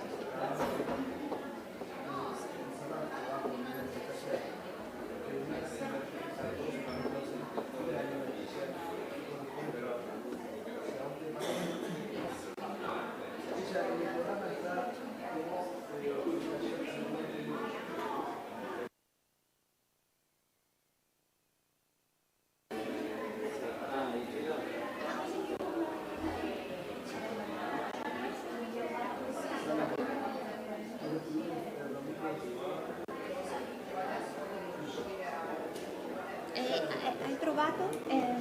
Oh, yes, please.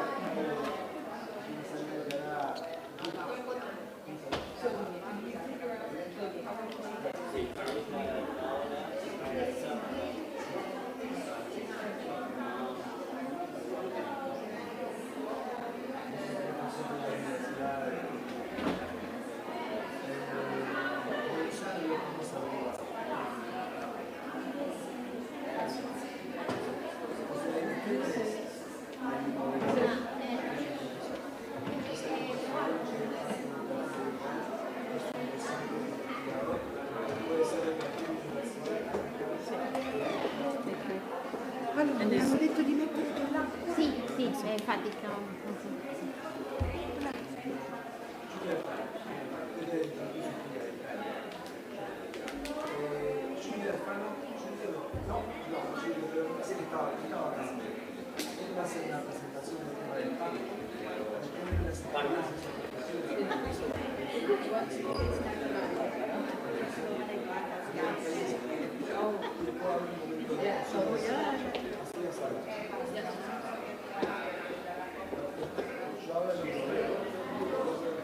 Grazie.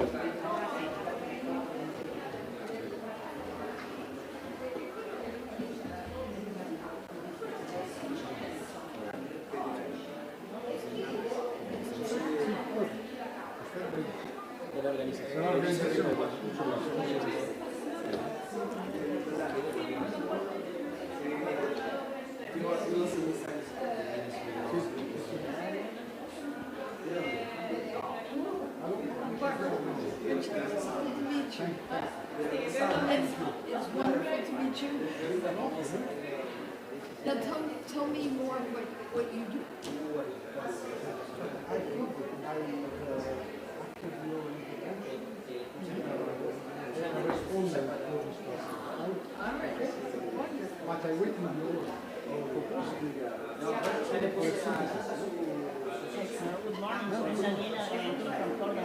De Córdoba, de Argentina. Es de la Universidad Católica de Córdoba, ¿no? De Jesuita. Con la ciencia de la educación, la pedagogía. Sí, en realidad, ¿entiende español? Sí, sí, sí.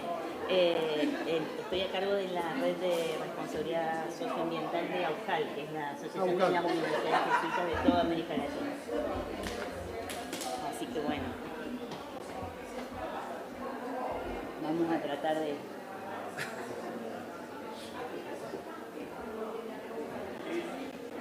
La cuestión de la responsabilidad ambiental, ecológica también.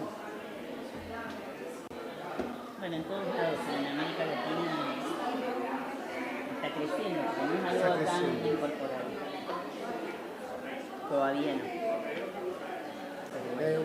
¿De cursos de preparación de diploma o de grado académico por la universidad? En realidad hay propuestas en todos los niveles. ¿En todo? Sí. Hay un curso transversal. A veces depende de las universidades. Hay algunos que lo tienen en concentrado, otros lo tienen disperso, hay programas. En términos de investigación hay mucho. Todo el tema de Amazonía.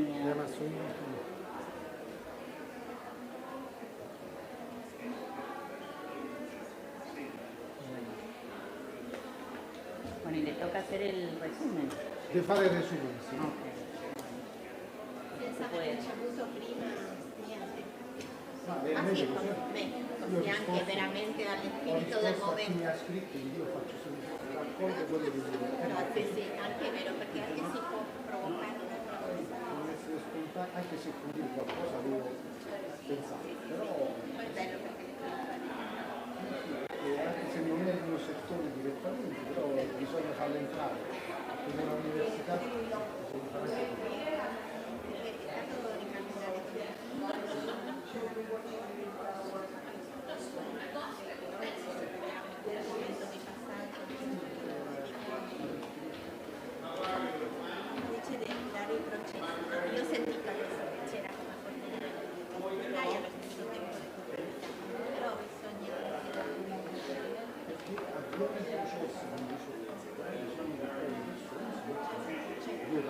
Pero era una meditazione, non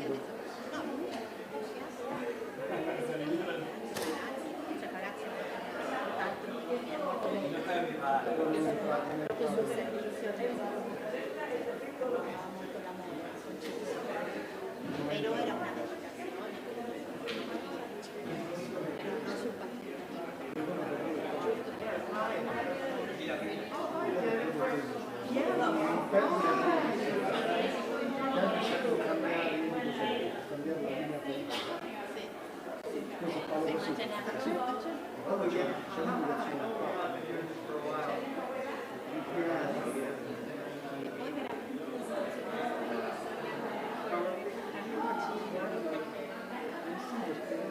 poi alla fine lui è stato un po' l'ideatore. anche bello perché sono semplicità, però cambiare completamente, anche se rimaniamo nell'aspetto della cultura, però cambiare. sì, già anche iniziato come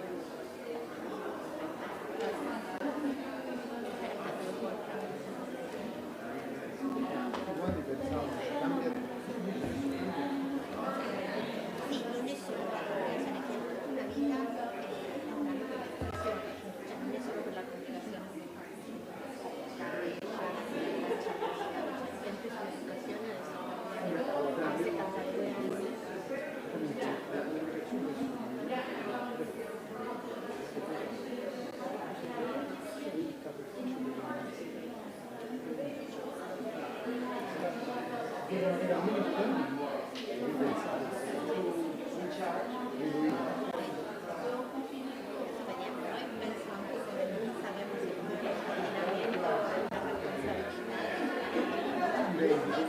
Certo, sì, non ci dovevo fermare. E questo è stato giusto. Ci diranno che dobbiamo obbedire queste cose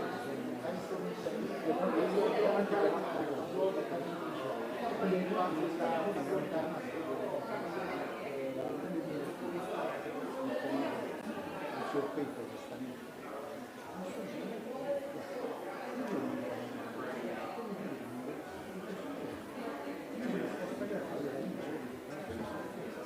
Mentre alla responsabilità.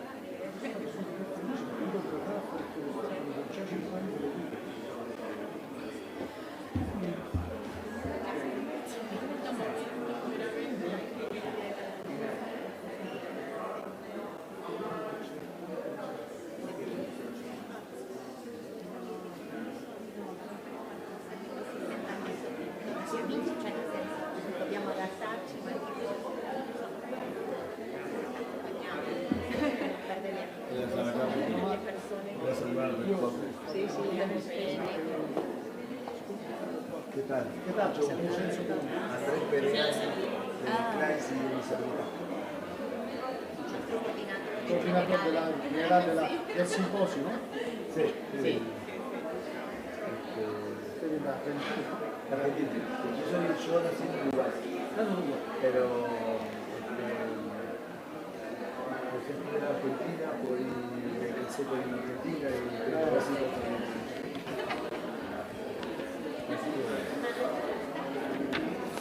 ya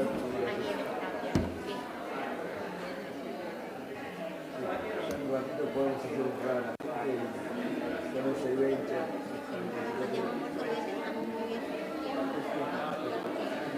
Pero tenemos que a la una l'idea. Sí, bueno, yo voy a aprovechar para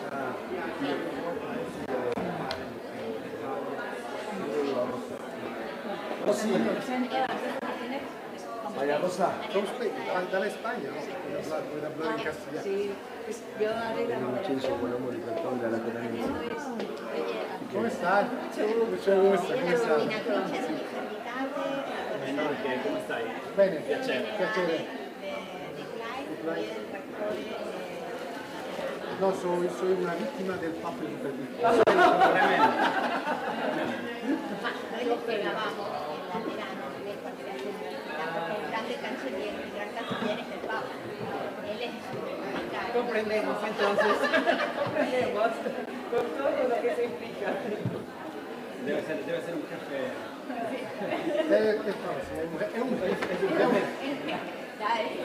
Pero en caso de problemas hay que hablar de San Lorenzo, del fútbol, del club de fútbol y ya está.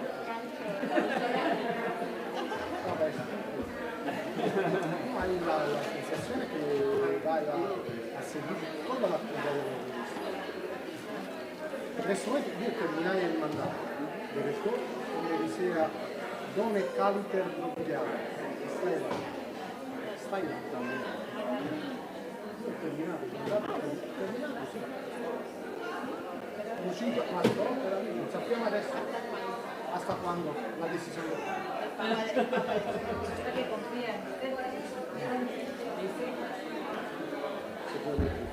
Ma gobernar los sacerdotes no es fácil.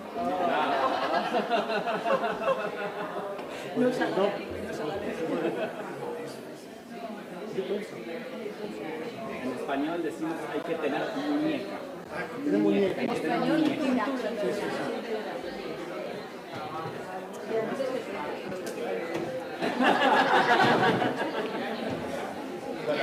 Gracias por acompañarnos.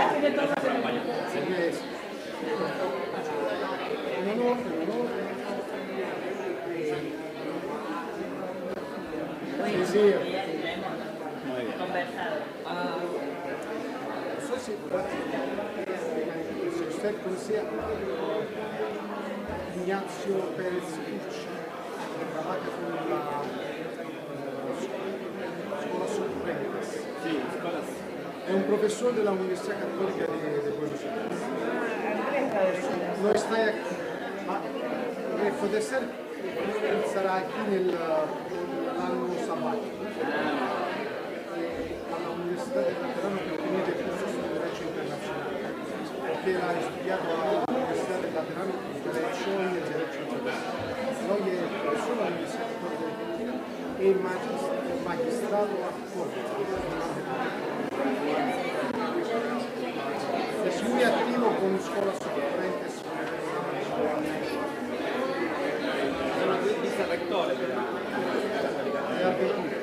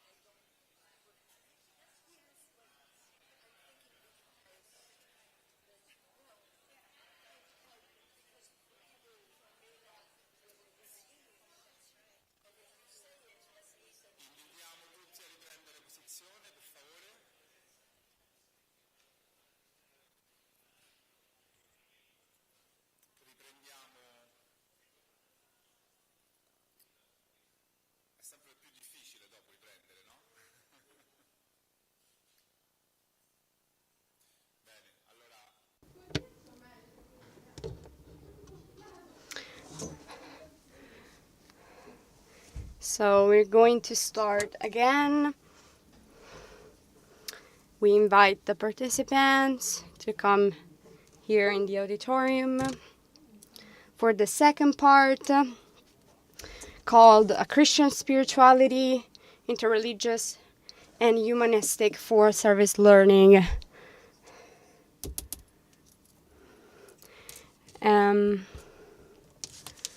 You will have a map of the different rooms for the parallel sessions, and tomorrow we are directly going to start from there. So you have to pay attention when the rooms are going to change. Well,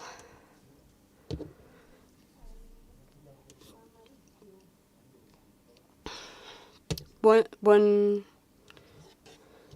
En este primer simposio presencial, que no el primero porque ya hemos tenido la ocasión de compartir reflexión desde el año 2021 en torno al aprendizaje, servicio y la espiritualidad, pero en este caso, en este primer simposio presencial,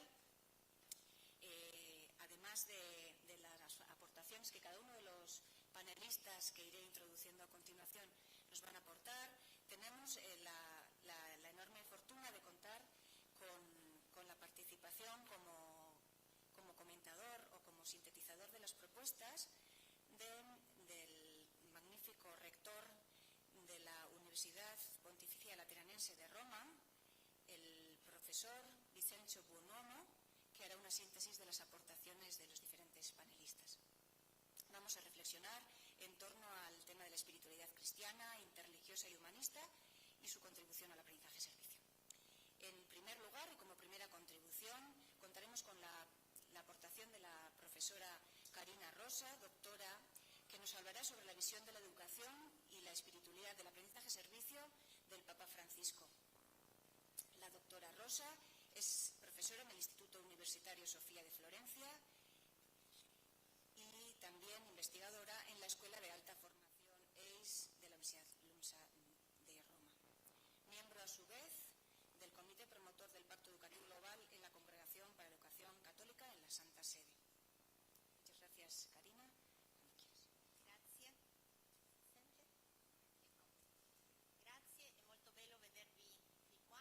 Io parlerò in italiano, anche se la mia lingua originale è lo spagnolo. E dico che è molto bello vedervi di qua perché da diversi posti. Ecco. E allora in questa quindicina di minuti cercherò di approfondire qualcosa sulla spiritualità del service learning dal punto di vista della visione dell'educazione in Papa Francesco. Le sfide che l'educazione presenta sono state sempre nel cuore e nello sguardo attento di Papa Francesco, facendo continuamente l'influenza che ha l'educazione nel campo politico, sociale, economico, ambientale. Infatti sono numerosi gli interventi, all'incirca 150 discorsi. Sorry, we had a couple issues with the audio, but now we're going to proceed with the translation. So we're going to talk about Pope Francis and his vision on education. To get closer to what he thinks, we explored a little bit his cultural line and also spiritual line, the horizon in which Pope Francis is going towards, actually as a link with the people. And we had this new conception of Medellin, and of course we had the appreciation for different experts to influence.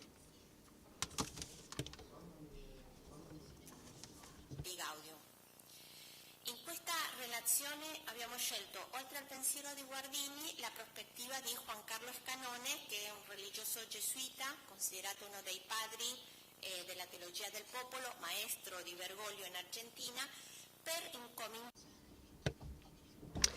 To describe the lines, you can find the book of Uniservitate, and you will have further details to this topic. So when we are talking about education, we have to look at the relationship that Pope Francis creates between education, beauty, art, and harmony. So this search for the harmony is very present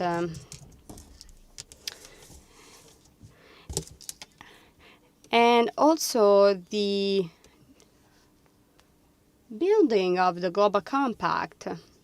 We have to say that the principle and the way that he uses to proceed is to find new harmonies. So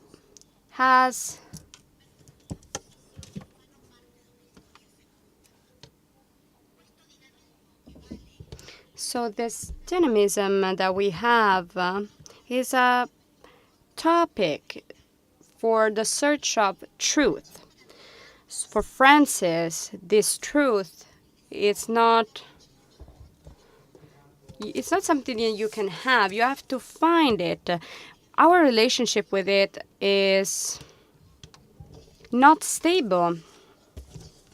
We have to immerse ourselves in a mystery. In some talks of Pope Francis in Buenos Aires, we have found a key for the search of truth and education also. He says basically that the truth is not found by itself. The truth is a truth if it's good and beautiful. The information just goes through the surface of soul. It doesn't go through the core. So to find truth, we have to have contents that go through the just mere information. Beauty intended not just as a pleasure, but also something that is donated to us to go through the mystery. And he says how many conflicts and how many moralisms would be healed if we thought about reality as beauty and also good and true. These three things go together. So in the Evangelii Gaudium, he discusses the harmony of opposes.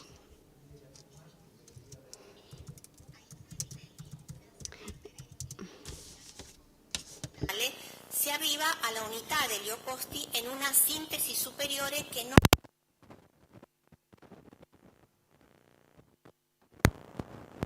in entrambi la unità, la pace e l'armonia sono i criteri da seguire.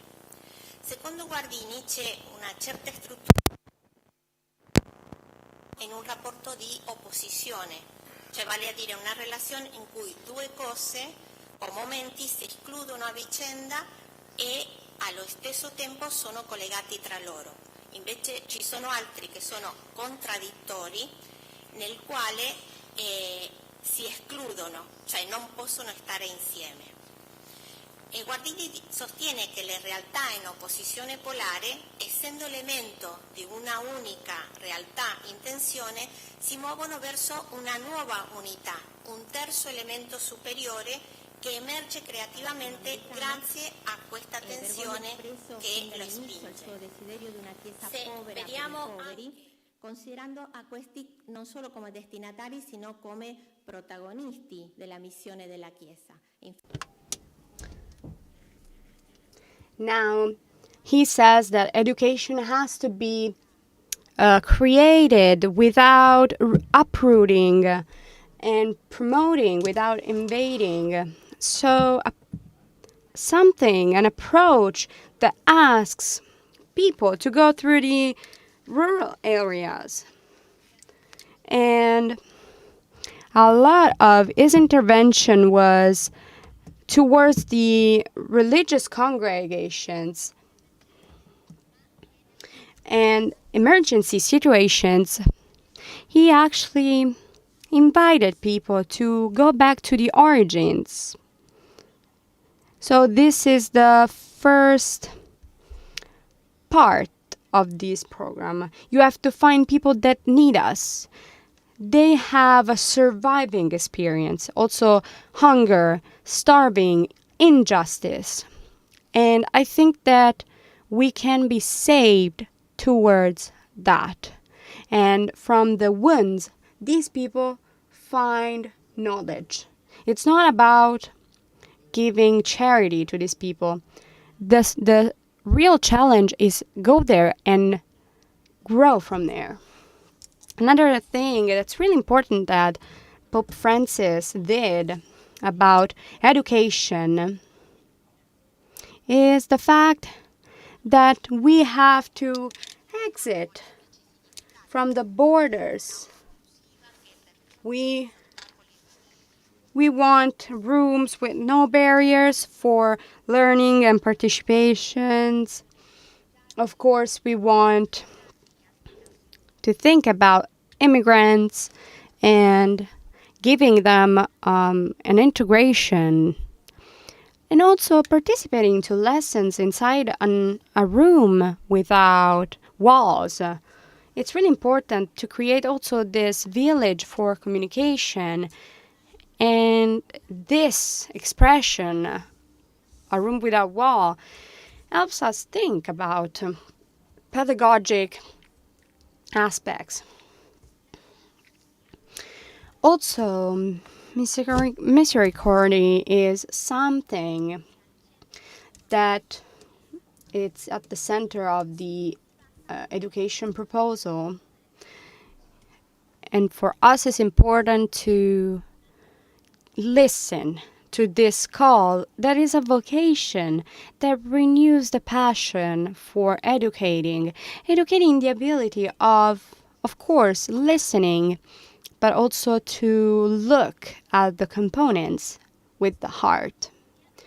So the emotions are going to facilitate the opening to listening and looking forward, but also the experiences of suffering move inside, move our feelings. And this, of course, opens the panoramic pedagogy that includes this capacity. The sentiment of compassion and the competence of curing all the different parts. So now we want to make a parallel between these principles with the service learning. We were actually wondering if in service learning there are different proposals. When we talk about it, we present basically two intentions, the educational one and the service one. Usually in our institutions, these two tensions are polarized, like, for example, practice, experience, work, life. And the integration that the service learning gives us basically proposes a new proposals and gives value. We can also say that the unit, so the element, the unit, is basically transcends the parts.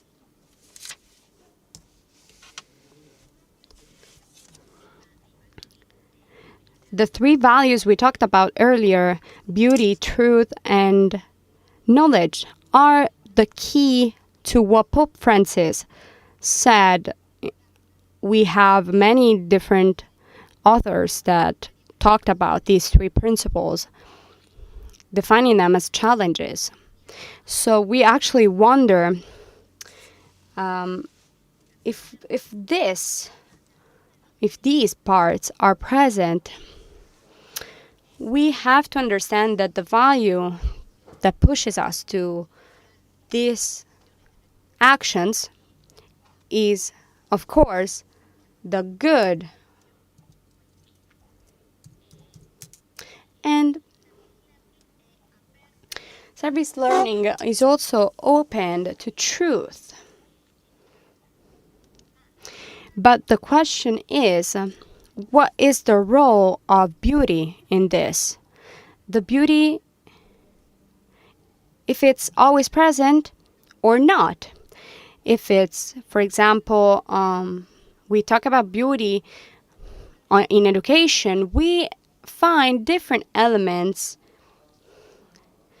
that to this day we didn't investigate. But I think that what is present and as a contradiction factor is the contrary. So the ugliness, understanding the realities that, generate negative feelings and make part of the society that we have to tackle with the project. So basically, ugliness calls for an intervention. We have wounds that come from ugliness and different negative aspects. Understanding also the causes that cause these, for as much as possible. And beauty contributes to the promise. So misericordia is guiding, is a line that we have in the education that goes through the values to create new harmony. The service learning unites theory and practice, and actually teaches the students on how to act. Pope Francis, closing the education summit, he suggested to the educators to reflect on this. How can we put into place the misericordia acts? And if you were a student and you were, going to find the answers to a test, and if you knew the answers, you wouldn't be motivated to act. So he basically invites us to think about this.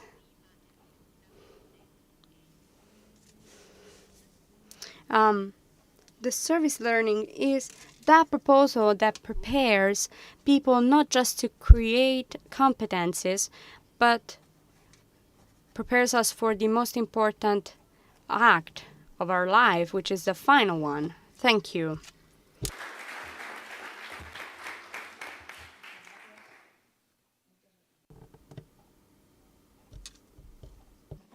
Muchas gracias, Karina, por las reflexiones compartidas, por acercarnos también a la pedagogía del Papa Francisco, que nos alienta y nos inspira.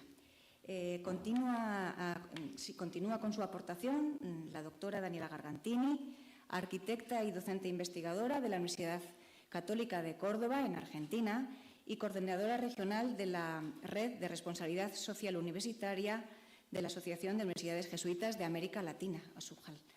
Reflexionará sobre la promoción de la espiritualidad en la educación superior desde la perspectiva del aprendizaje-servicio. Gracias, Daniela. Bueno, hola. Buenos días a todos, a todas. Gracias por la invitación. Gracias a todos los organizadores por permitirnos estar aquí. También es un honor poder compartir este panel. Voy a... And I would like to thank everybody. I would like to speak in Spanish because it is the language through which I can fully explain myself.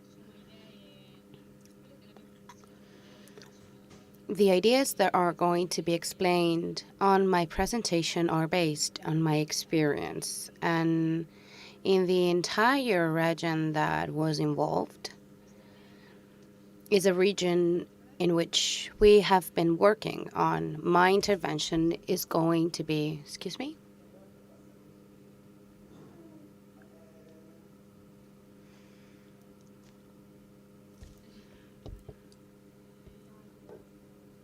Excuse me for this change. But actually, what I would like to share with you is that the promotion of the spiritual dimension in higher education is really important. It is an important approach toward the challenges that we face.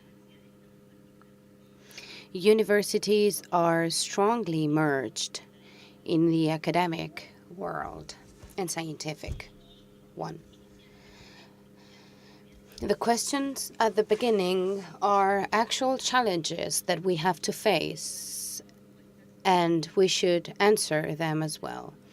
And we have to think about these three axes.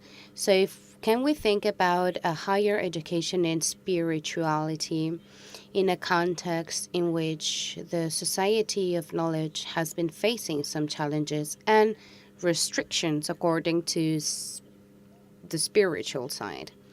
Second is what kind of spirituality we must foster and for what purpose and what type of purposes. It's not a general spirituality and it's not a general service as well. Third, it's a question about a challenge that the universities of South America have been facing. And is it about cultivating and promoting the spirituality of the person? And which is the role of the institutional spiritualities in facing these challenges? I think that we must remember that what we mean about spirituality. We talk about sheer spirituality. We are Catholics, and so this is the way we think. It is important to remember that spirituality has to do with the existence itself, not only about understanding myself as a person, but it is about understanding the natural world, scientific world, and it's represented by all the realities and aspects that have to do both with the internal side and the external side, and they go over the personal values. And goes over what's material and has to be translated in expressions, in exercises that are tangible, that also allow us to serve in some sort of way and to start paths and ways to achieve higher goals. We think that spirituality has a lot to do with these values, personal values and institutional values as well.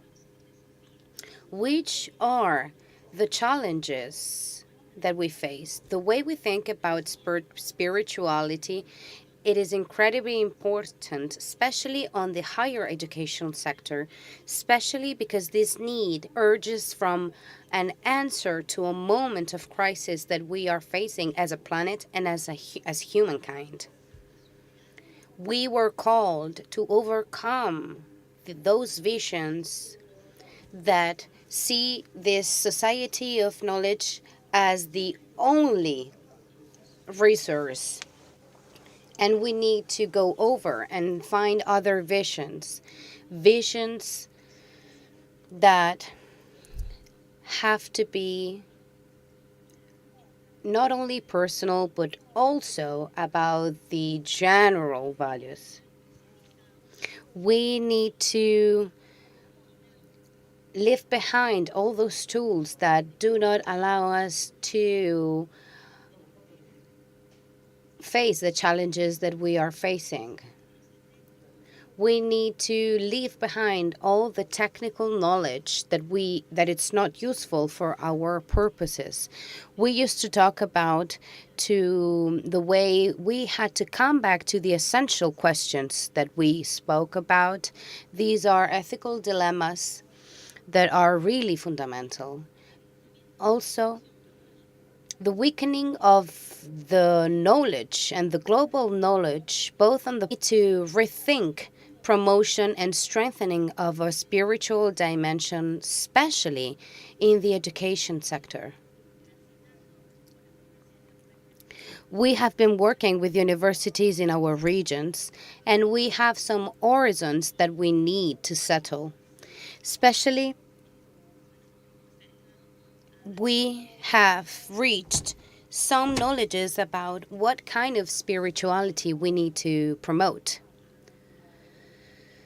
that somehow are similar to these three axes that we talked at the beginning. And we also should add a fourth vision. And it means that all the educational activity have to promote a conscious and aware knowledge with the intent to provide to students not only the tools needed, but so that they can feel responsible of the problems. Somehow, some ways we feel distant from this problem, but we need to think about these problems and we need to take action and we need to take responsibilities. And to do so, we need to train professionals in their path so that we can allow them to be aware of the problems and to take responsibility and to feel like those problems are not actually so distant. Second, the promotion of a reflection and critical analysis sees students and professors that were affected by these problems. And we need to help them if they are not able to face these problems. We need to help them face the complexity of modern days. We need to provide them not only technical knowledge, but also dialogue skills and the tools so that they will be able to access a more inclusive and democratic society. Third, we need to promote an action and a training and learning. It is not useful having professionals that are highly trained, but that they are not able to transmit and they are not able to motivate the students. If they are not able to allow students to be committed in those activities, it's going to be useless. So in all three axes and in all three steps, we have this sense of transcendency. We need to find, we need to discover, we need to foster new knowledge and new perspectives. And this is the aim of this transcendent vision that has to go beyond what is human and the human vision of things. From this identity that is very characterizing for us, we need to understand that service learning helps to promote. It is clear that this is the, let's say, outcome of a very hard process. Firstly, service learning and spirituality that it's promoted by it will allow us, firstly, to give priority to this experience as a sign of higher quality and as the basis to perceive the other, to appreciate the other always as a dawn. And this knowledge, this faith, is that we know that God speaks through the experience of what's real, especially in situations complex and difficult as the ones that we have faced. And there is a strong connection between spirituality, transcendency, and reality. It is important to be focused on the people that are most in need. We need to have a vision of the needing person as a strong and interesting challenge for us. We need to consider the injustice and the fragilities of humankind. And we need to help them access to this truth of which Karina was talking. Third, the service learning through spirituality helps us to walk towards a more inclusive and hopeful vision that it's not existential. Well, as we said in Buenos Aires, the proximity between those countries is only for those who are brave. So we need to have the possibility to go over these frontiers and these borders through brave actions. This is difficult, and sometimes this is not what we do because it tends to be too difficult for us. We need to go over what the necessities of these people are and help them to have a more hopeful vision and a more hopeful future so that we can help them achieve other opportunities going over these frontiers and these borders.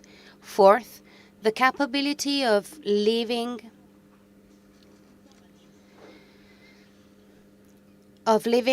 not only in a status quo, but to be able to distinguish the reality from transcendency. Other 4 points that I would like to stress have to do with the experience that allows us to promote contemplation and that aim at what's more, what's bigger, what these things have to offer for us and what we have to offer to them. It is a research to find the best service in the academic reality in the higher Catholic and non-Catholic education. The importance of the service learning, it is also in the promotion of the hypercritical analysis, perspectives that can be prophetic at times, that not only want to solve actual problems, but they try to find the causes of such problems and propose new initiatives and new perspectives to the structures. So, by doing so, recognizing the justice front and the reality that we live in, this wouldn't be possible unless the experiences are fostered by experience. So finding your vocation, the sense of life that goes beyond these frontiers. So we need to think of it as a call, as a vocation that will help me to understand my professional and what can I do and what should I do to find this new knowledge.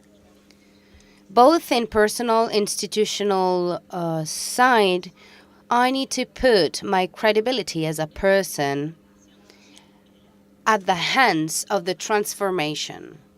Lastly, in trying to answer this big question, there is a strong relationship between the necessity to promote personal growth, because sometimes we are able to generate this experience through extensionistic and inclusive practices as well. For an institutional spirituality that is summarized communitary and it's shared by institutions, what we have established through the institutional challenges, a challenge that tends to be more of a teacher than any other. We need to think about our weaknesses, about the ethical weaknesses that we have that may be the outcome of not so correct and not so appropriate paths in the university sector. From there, we should develop a structure that may be translated in initiatives and institutions that can be considered as spaces to exchange, spaces in which we can find our spirituality, not only so that the society sees us as something distant, but it's going to be the society itself, the one that's going to change. We need to think about the fact that we have published a publication with Padre Mantovani which says the human person is developed not only by the knowledge, but for the capability of knowing how to invest intelligently on its freedom. And this is what I mean by finding the sense to each person. So thank you. I hope that we will be able to go over, that we will foster this institutional approach. Thank you so much. Muy bien. Muchas gracias, Daniela, por Thank you, Daniela. Thank you for having shared and having supported us in this project. I will now give the floor to Barbara Macran, Director of the Secretary of Educational Catholic Schools of the United States, that will offer, that contributes to the education and energy as well. She will talk about her contribution and about Christian spirituality and about the Christian values. Things Uniservitate with good morning, good afternoon, good evening. I know we are here together in the same time zone, but I think of those who are watching virtually. It's a reminder for me of the beauty of the global network, and to just be mindful that we come in different times, in different situations to this gathering. It is both a privilege and an honor to be part of this gathering and to learn from one another in our presentations, in many ways for me, in the conversations that happen in line for coffee or who you're sitting next to. It is a richness that we bring. I begin with this image of a bridge.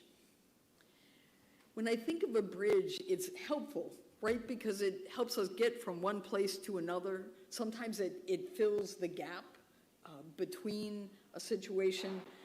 It allows us to connect both to places and to people. In many ways, for me, education is like a bridge, right? As we begin the symposium, we ask the question of ourselves, why educate for fraternity? So I might say it's about building bridges.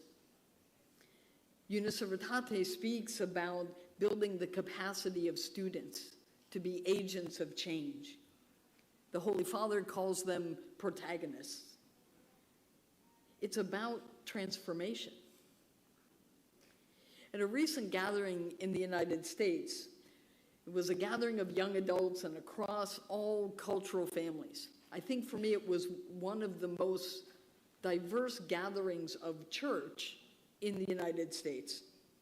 And it was a great joy to see so many young adults active in the conversation. One of the speakers was a young man, African American. His name was James. And in his presentation, he called for transformation. And he described the situation this way. I understand that it's not bad everywhere, but it could be so much better. It is the hope in his words that remind me of what the university is about. The university is about the pursuit of truth and passing on knowledge with a purpose of preserving society and for the common good, ultimately for human flourishing. We educate for fraternity to enable human flourishing. Whether we call it solidarity service or community-based learning or engaged scholarship, I believe service learning is more than a pedagogy. In my particular framework, I come from the Catholic University arena, worldview, where within the Catholic University, they are asked that Catholic ideals and attitudes and principles permeate and inform all of the institution's activities. For me, in this context, service learning is in the very DNA of a Catholic university. The sponsoring congregation's mission and values come alive through the educational enterprise. The student formation is holistic and integral. It's not simply content. It is, as the Holy Father says, educating minds, but hearts and hands as well.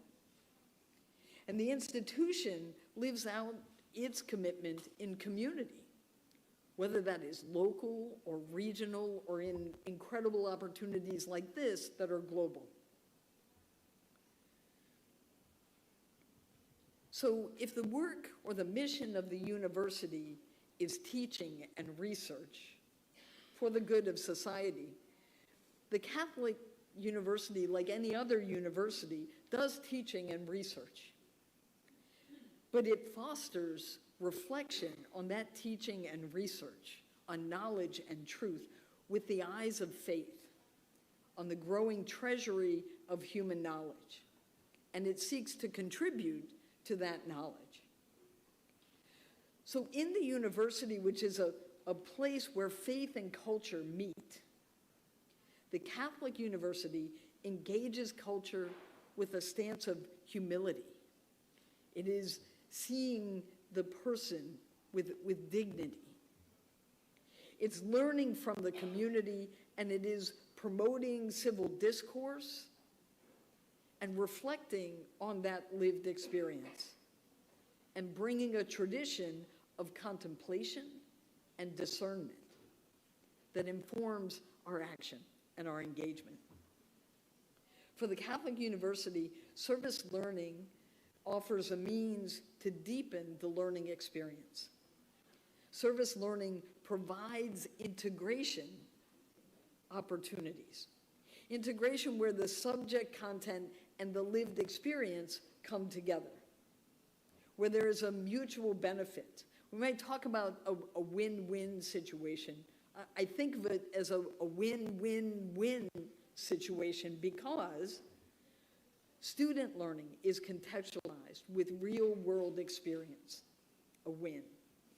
The community benefits from a strong partnership with the university, also a win. And the university itself is strengthened as an institution of learning through its students, its faculty that effectively engage beyond the walls of our campuses, and where the community is served. Service learning promotes a dialogue between faith and reason. Excellent.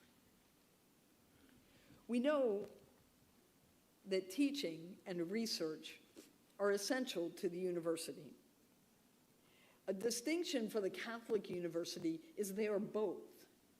They are a university, a community of scholars representing various branches of knowledge, and they are Catholic, a place, a community where Catholicism, where faith and spirituality are vitally present and operative. Catholic here is not an adjective. Catholic University are constitutive terms. It makes up who the university is and what they do and how they do it. So the university, through its research agenda, as you see in the bubble clouds, it responds to the contemporary problems, the needs of the age. But for the Catholic University, that happens through the eyes of faith. We speak about or we explore issues of human dignity, the promotion of justice, a just sharing of the world's resources, peace and political stability, protecting nature, the environment, and addressing climate change, economic and political attitudes and principles, right, permeating all that the university does. I would say that service learning makes those ideas tangible. It gives an experience. Through service learning, students cultivate the ability to apply their knowledge, what they learn theoretically and in the classroom. They experience wonder that fuels a curiosity that can lead to empathy. They gain a deeper understanding of complex issues. They experience contemplation, reflection, and discernment. Wise judgment is grounded in moral and social sensitivities. So within the Catholic University, that research and teaching is inspired by a Christian message that is driven by questions of meaning and purpose. It is animated by a spirit of freedom and charity, where the university is a reliable partner in addressing issues rooted in mutual respect. That sense of humility, that stance of humility where the university goes to the margins, as the Holy Father spoke, but with something to learn from the community and something to give. It is a mutual relationship where sincere dialogue between faith and culture can happen, and where there is a protective sense of God-given rights and human dignity. I want to go back to our bridge, this time with a little wider view, right? I was thinking about Fratelli Tutti, and part of Pope Francis's writing, he talks about helping an elderly person cross a river. A bridge is a good way to do that, right? And that's a fine act of charity. But he speaks about the politician. I would maybe describe that as the socially engaged and aware person who builds a bridge as an act of charity that fosters autonomy and agency. I want to share a particular, just a brief passage from Fratelli Tutti. It's paragraph 187. This charity, which is the spiritual heart of politics, is always a preferential love shown to those in greatest need.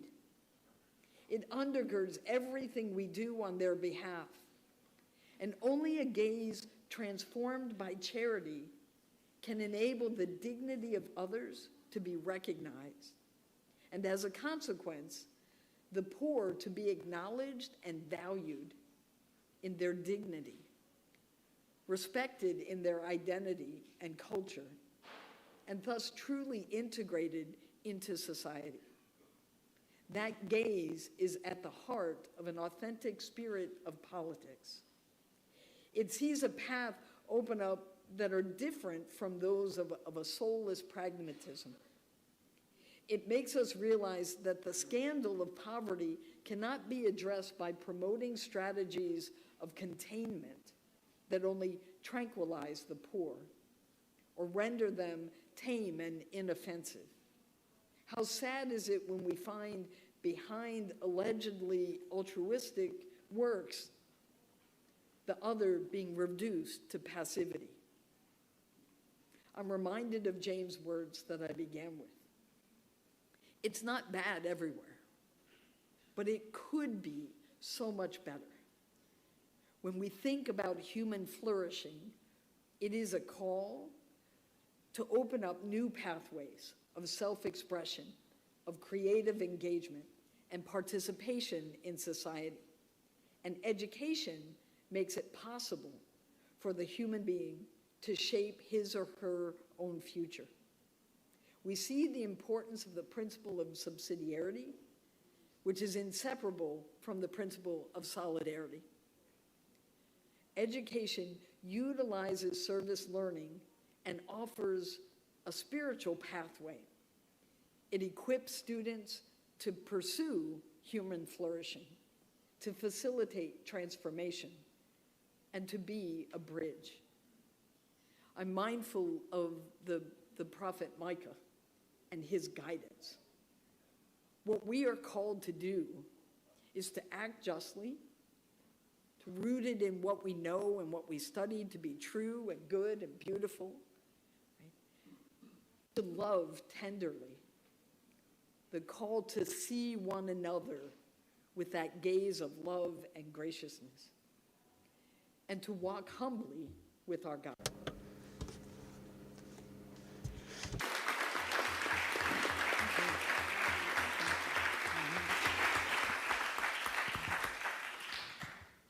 Thanks, Barbara. Muchas gracias por inspirarnos para ser puentes de fraternidad. Thank you for inspiring us to be bridges of brotherhood between institution and people. Following, I will give the floor to Fritzi Giampaolo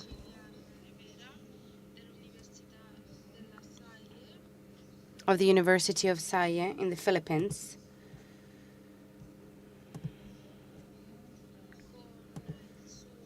With its help and experience on service learning, he will share his experience in his society.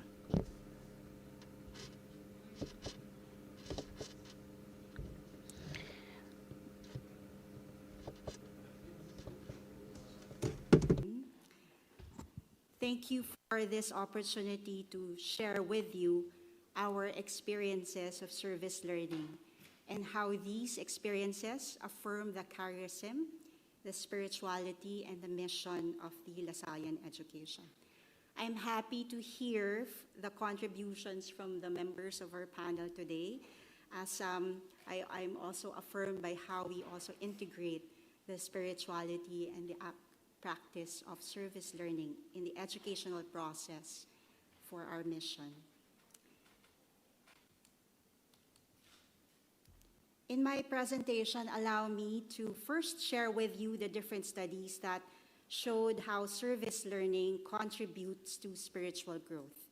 I would also like to take this opportunity to share our Lasallian story, the Lasallian spirituality, and how this is deepened through our conduct of service learning, and how reflection is an important process of the development and spiritual growth of our students. Part of the experience of service learning is the reality that we belong to a diverse community, and therefore there are opportunities for interreligious dialogue and relationships. And finally, I would like to share some of the reflections of our students in their service learning project. Various literature found in research and studies on spirituality and service learning supports the idea that service learning pedagogy enriches not just knowledge and skills of students, but it directly expands the capacity of students for spiritual growth. Studies have shown that service learning deepened the spiritual development of students. Thus, its most important outcome is service learning. Participating in service learning activities results to students being more engaged even in our spiritual activities. And when students are faced with difficult realities and challenges because of their engagement with communities, spiritual growth occurs. The experience of service learning also brings a sense of communion and a sense of hope for our students. These studies lead us to the general understanding that the work we do in implementing service learning projects allow us to teach our students the purpose of education, and more importantly, the purpose of one's life. Now, I'd like to share with you the Lasallian spirituality and education. The Lasallian spirituality is grounded in the understanding that all persons are called to deepen and share the meaning of their existence. Persons are led to reflect to these questions. What is that sustains one from within? What enables one to overcome the difficulties in life? What inspires one to go beyond what one does? These reflections require a deeper integration of the mission of Lasallian education, which is to provide human and Christian education to the young, especially the poor. Lasallians recognize that living in the educational mission fruitfully and meaningfully leads to the realization and awareness of the presence of God. The daily experiences, conversations, learning, challenges are the actual encounters that deepens faith in God, in oneself, and in others. I'd like to share with you the values that we have in our Lasallian education. The first is the spirit of faith. It is the value that affirms the presence of God in every experience and encounter. For Christians, faith is the manifestation of discipleship in Jesus, and the source of meaning is drawn from the gospel. People from other faiths see the spirit of faith as something that allows them to recognize their abilities and the abilities of others, that eventually helps them clarify what it means to be truly human. The spirit of faith asks the question, why we do the things that we do. The second is the zeal for service, and this is the value that answers the question, what do we do in response to our faith? Our founder, Saint LaSalle, shares in his meditations, we should make no distinction between one's affairs and the business of one's own salvation and perfection. An incarnated Christian spirituality always works towards serving the last, the lost, and the least. And finally, the Lasallian education is grounded on the value of communion and mission. The spirituality is oriented towards community. The spirituality recognizes the community and working together and by association. The mission is enriched by the personal and communal life experiences of students doing service. Students then recognize that the source of spirit deep within all the members of the community, and recognize this as the spirituality that nourishes the sense of educational and vocational mission. As we integrate the Lasallian values in the educational communities, there's always a recognition of the diverse faith and religious backgrounds. And as we manifest the spirit of faith through service, institutions need to engage persons from different faith backgrounds through what we call the interfaith dialogue of works. The rule of the brothers say when they work with partners with different beliefs and religious traditions, the brothers seek to establish common ground for cooperation on the basis of the promotion of human dignity, solidarity among all human beings, and the integral development of the individual in line with the Lasallian tradition. Thus, these service learning projects are opportunities of collaborative action that are seen not only as occasions for rendering community service, but also as experiences for interfaith cooperation, bringing persons of different religions, backgrounds to establish a fraternal relationship that are grounded on the same mission for the common good. Now, how do we allow our students to see their experience of service learning as an opportunity for personal growth and spiritual growth? How do we lead our students to undergo a process of discernment and self-awareness? One of the most important parts of our service learning program in the university is that it integrates the process of reflection and can be presented through the Lasallian Reflection Framework.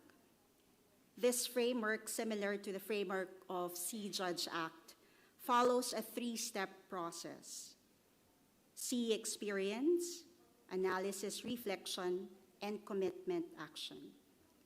In the first two processes, we integrate the step of feeling and empathy. The first step, students are made to observe and experience the realities that are present in the marginalized communities. They need to see and experience, and in Filipino, we call it masiddanas. We ask the questions, what do I know of the issue or the problem? What have I experienced of this issue? Who are the people involved? These questions allowed our students to know the situation and be able to describe the needs and challenges of the communities. The second step is analysis reflection.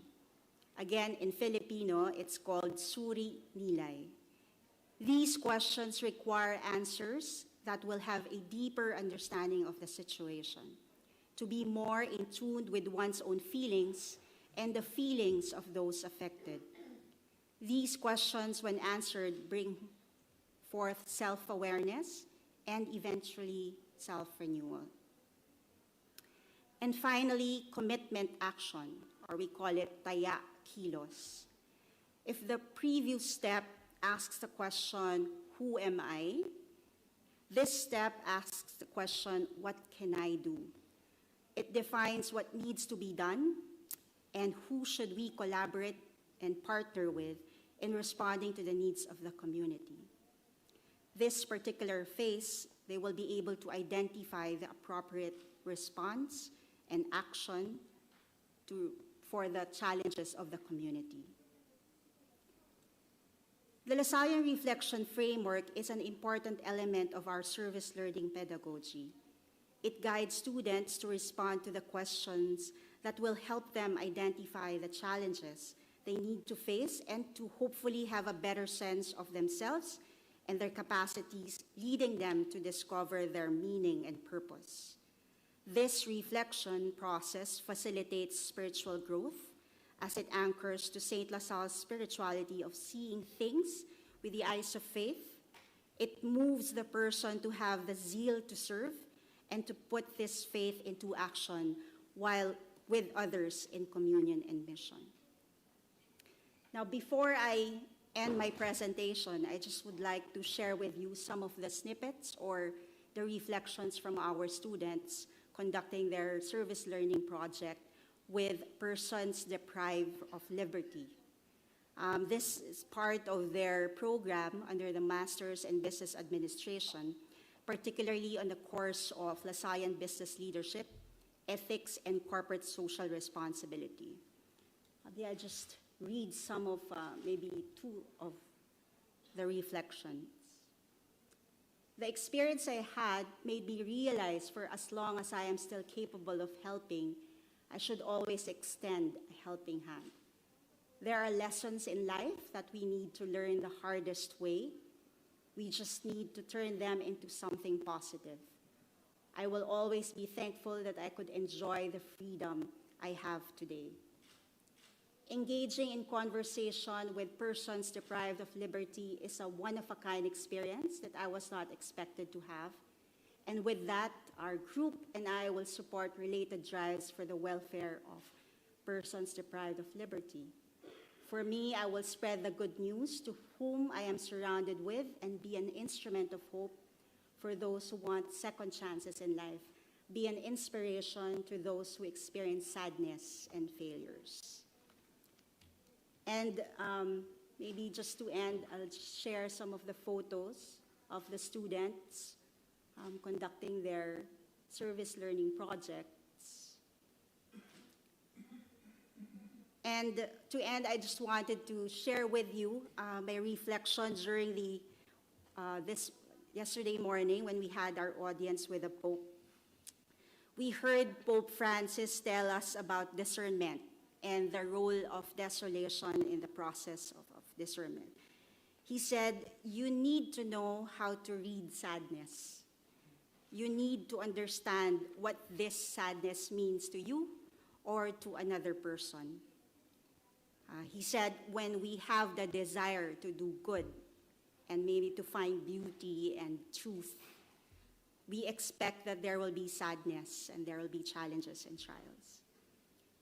I believe through service learning, we were able to provide our students an opportunity to witness and experience sadness of others, disturb them with the current realities and trials experienced by others. And in the spirit of synodality and solidarity, we walk with them and accompany them to discover how to overcome these trials.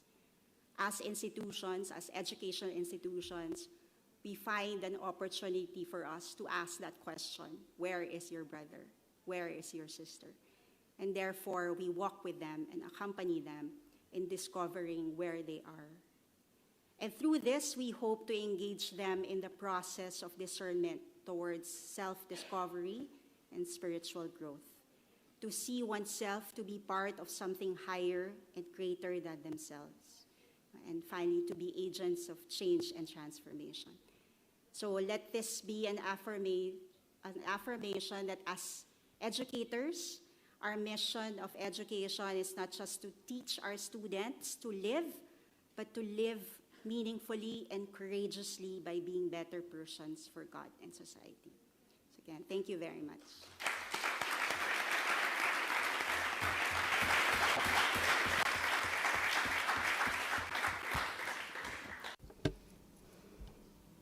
Your commitment and your experience at La Salle University in Manila. Bueno, y en último lugar, le cedo la palabra al magnífico rector de la Pontificia Universidad Lateraniense de Roma, Vincenzo Bonomo, para que pueda ayudarnos en identificar una síntesis, una reflexión final tras tanta información escuchada y tanta reflexión compartida. Gracias.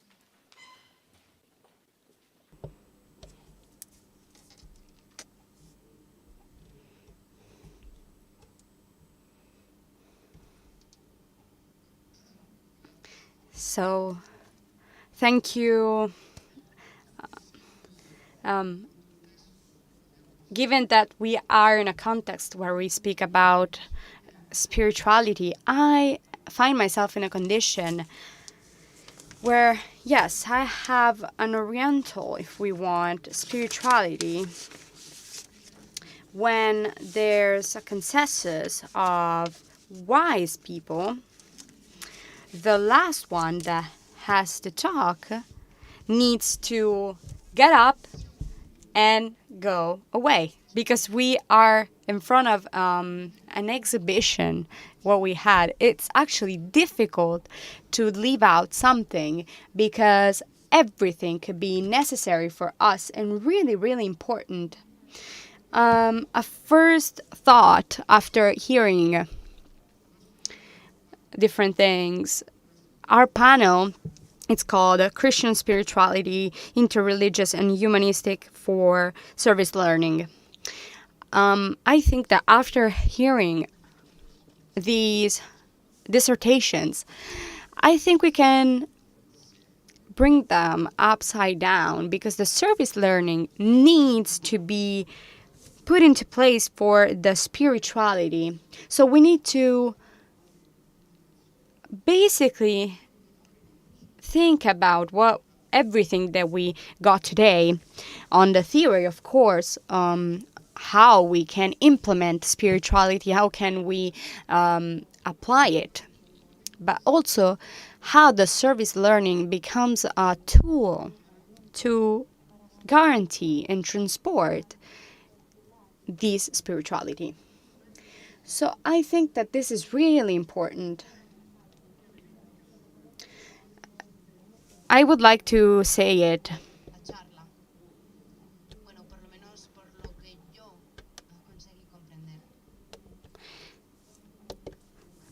So it's important to think on what our sources are, especially when we are thinking of service learning linked with spirituality inside a university.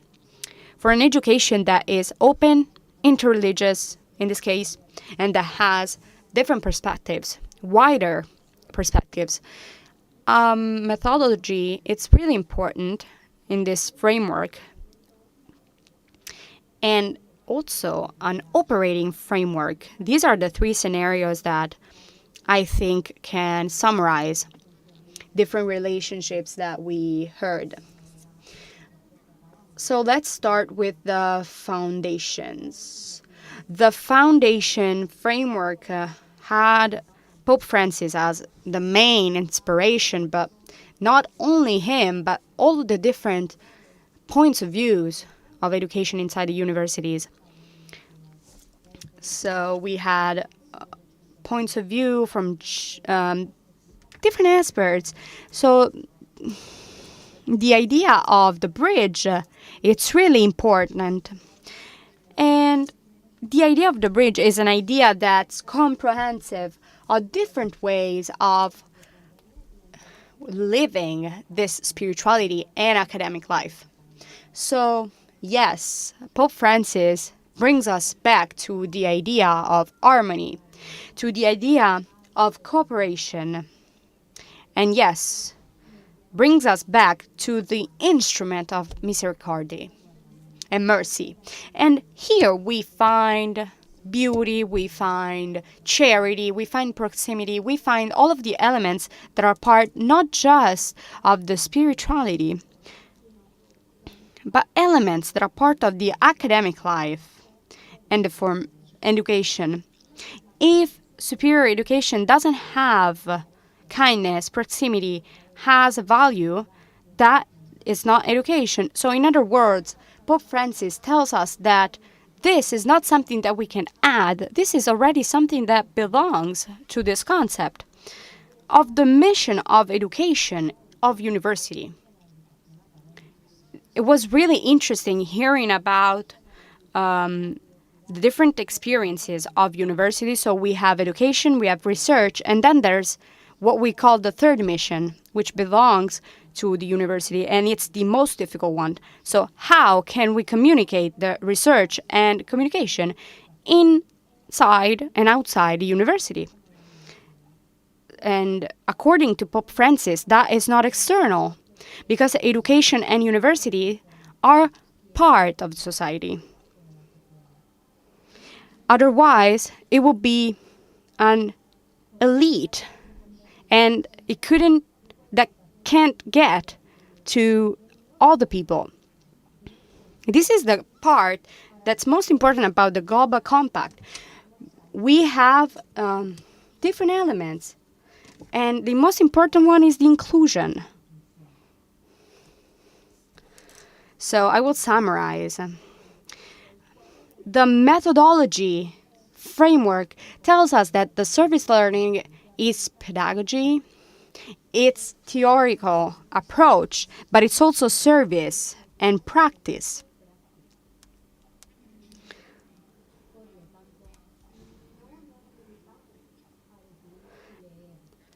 So we are in the condition to act. We have to be operative. And I think this is an aspect. I'm telling this about my experiences. This is the most difficult part because we are all capable inside a university on the theoretical part, but once we are asked to translate this into acts, which is proximity, ability to listen, that is when problems begin. Because we live in a context where there's diversity among the educators, but sometimes diversity is also inside people that we educate. And our societies are open ones in which the diversity becomes the first factor, something that we cannot exclude. I'm saying this for myself, of course. I would like to exclude diversity because we wouldn't have problems to talk about things with people that agree with me. But I have to confront myself with different realities, and this is something that's really important. So it's important to give the idea of fraternity. Fraternity is a tool for education. Another aspect of the methodology is the fact that spirituality is a service. It's a service, and this means that spirituality, it's not something that's added to the context. It's already inside the education program. What we risk is the fact that we are not fully understood. And if we want to be serious about it, we have to present this spirituality linked with education, with science, of the culture.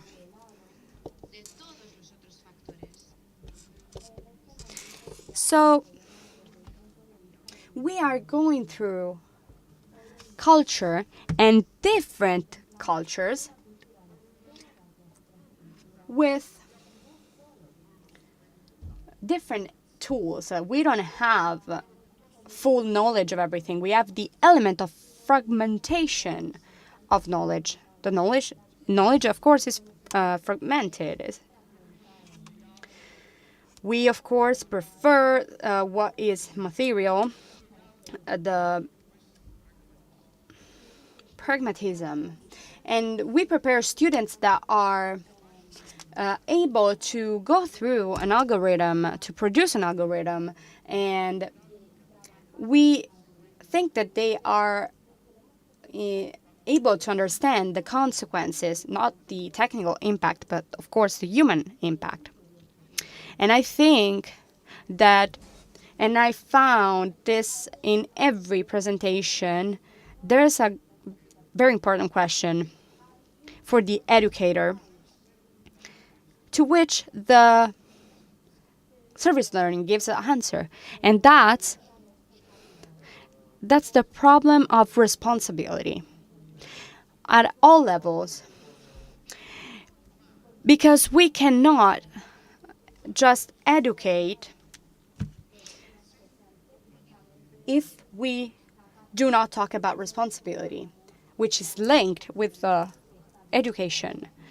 Spirituality, so, is an element that's essential to build responsibly.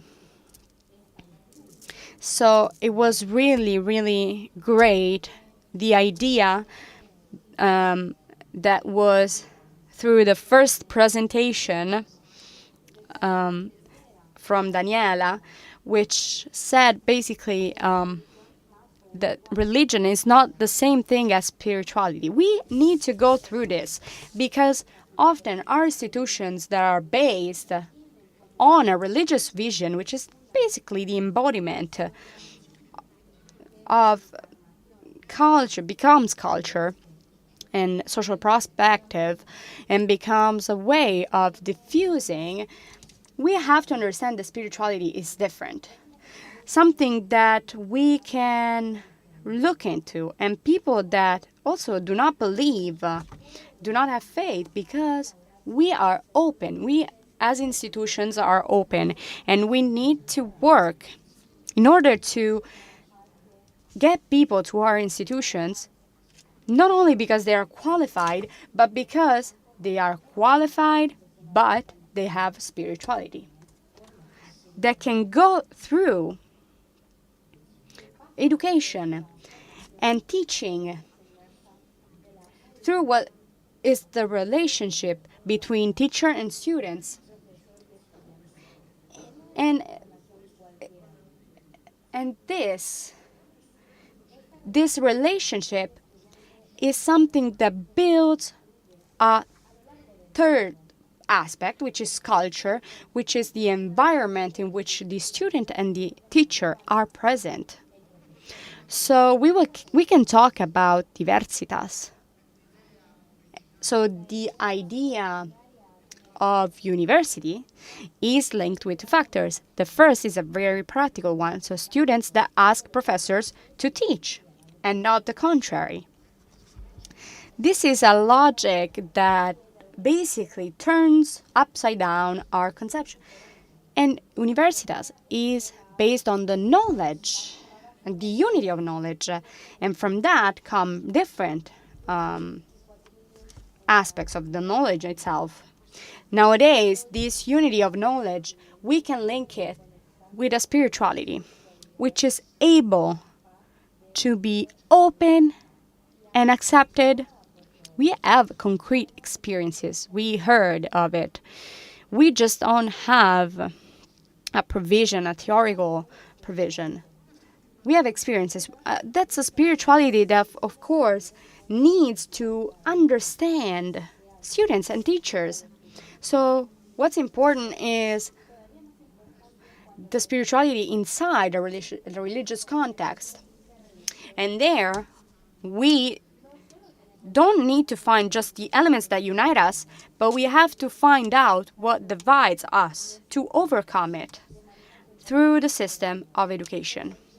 So service learning can be able to overcome what are the actual diversities in a plural religious vision. And I will need to add something that is beliefs, and it's not religious, and that's, I work with international relations, so faith is the same as religion, and that's something more. We don't need to overcome different religions parts. We need to understand what the individual, so the individual believer, somebody that chooses what to believe in, that has to have the same protection that people from a religion have. These are aspects that came to my mind as I was listening to the interreligious aspect. From the practical point of view, education, not just formal and informal. And that's a challenge, because everyone has to implement it in the context. We are facing a creative environment, so it's important to define something. And another element is the global that looks at the particular. So this relationship between universal and particular. So when the universities were born, particular and universal, we are in front of a perspective that takes in account all of the parts. And of course, on the practical and operative part, we are called on a constant suffering, because this suffering begins when we actually discuss what we believe, even if they are our abilities. So the idea of service learning as something that can be at service for people that educate and people. I would like to close with Pope Francis. I think we can use the same method that in the Evangelii Gaudium Pope Francis used when he talked about transmission of faith. Faith, he says, doesn't transmit for proselytism, it transmits for contact, through contact. So education also diffuses through contact. Thank you.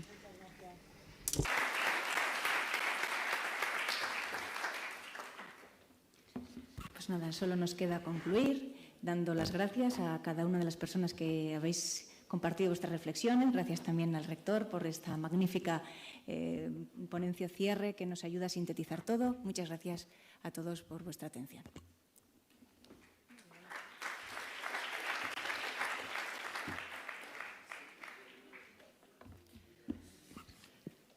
Grazie per questa mattina ricca di spunti molto interessanti. Prima di fare la pausa pranzo io vorrei ringraziare pubblicamente tutti gli studenti dell'Università LUMSA che ci stanno aiutando. Allora faccio un elenco: Benedetta Miro, Pellegrino, Nicole, Chiara Albrici, Camilla Pettini, Greta Boni, Zulema Lucia, Michele Caputo, altri studenti che verranno oggi pomeriggio, Paola che è qui da questa mattina, Mazzarone con le slide, tutto l'equipe tecnico ovviamente che è dietro alle trasmissioni online, e grazie. Alcuni avvisi pratici: dalle ore 15 ci troveremo nelle sessioni simultanee, quindi chiederei ai moderatori, This afternoon there are going to be these parallel sessions, so we ask the participants to go to the rooms that are assigned for the session. You find the map in your little, in the bag that we gave you, so every room has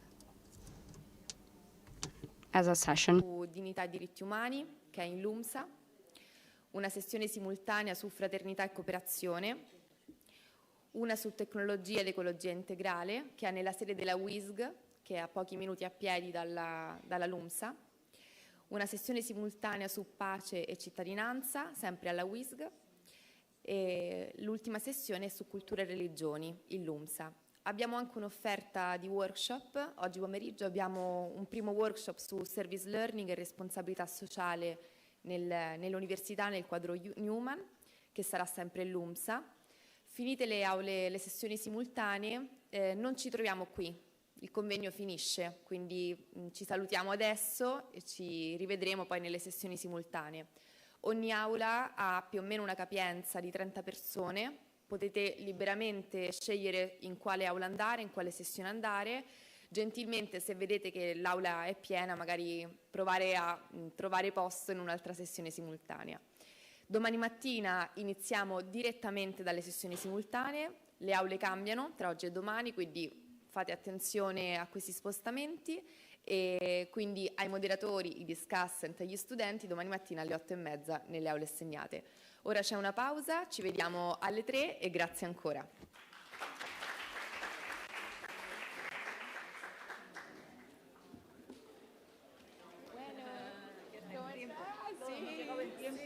A mí nunca me pasa un congreso donde todo está a tiempo, Es que estábamos todos así como sí, había que correr. Pero fue muy interesante.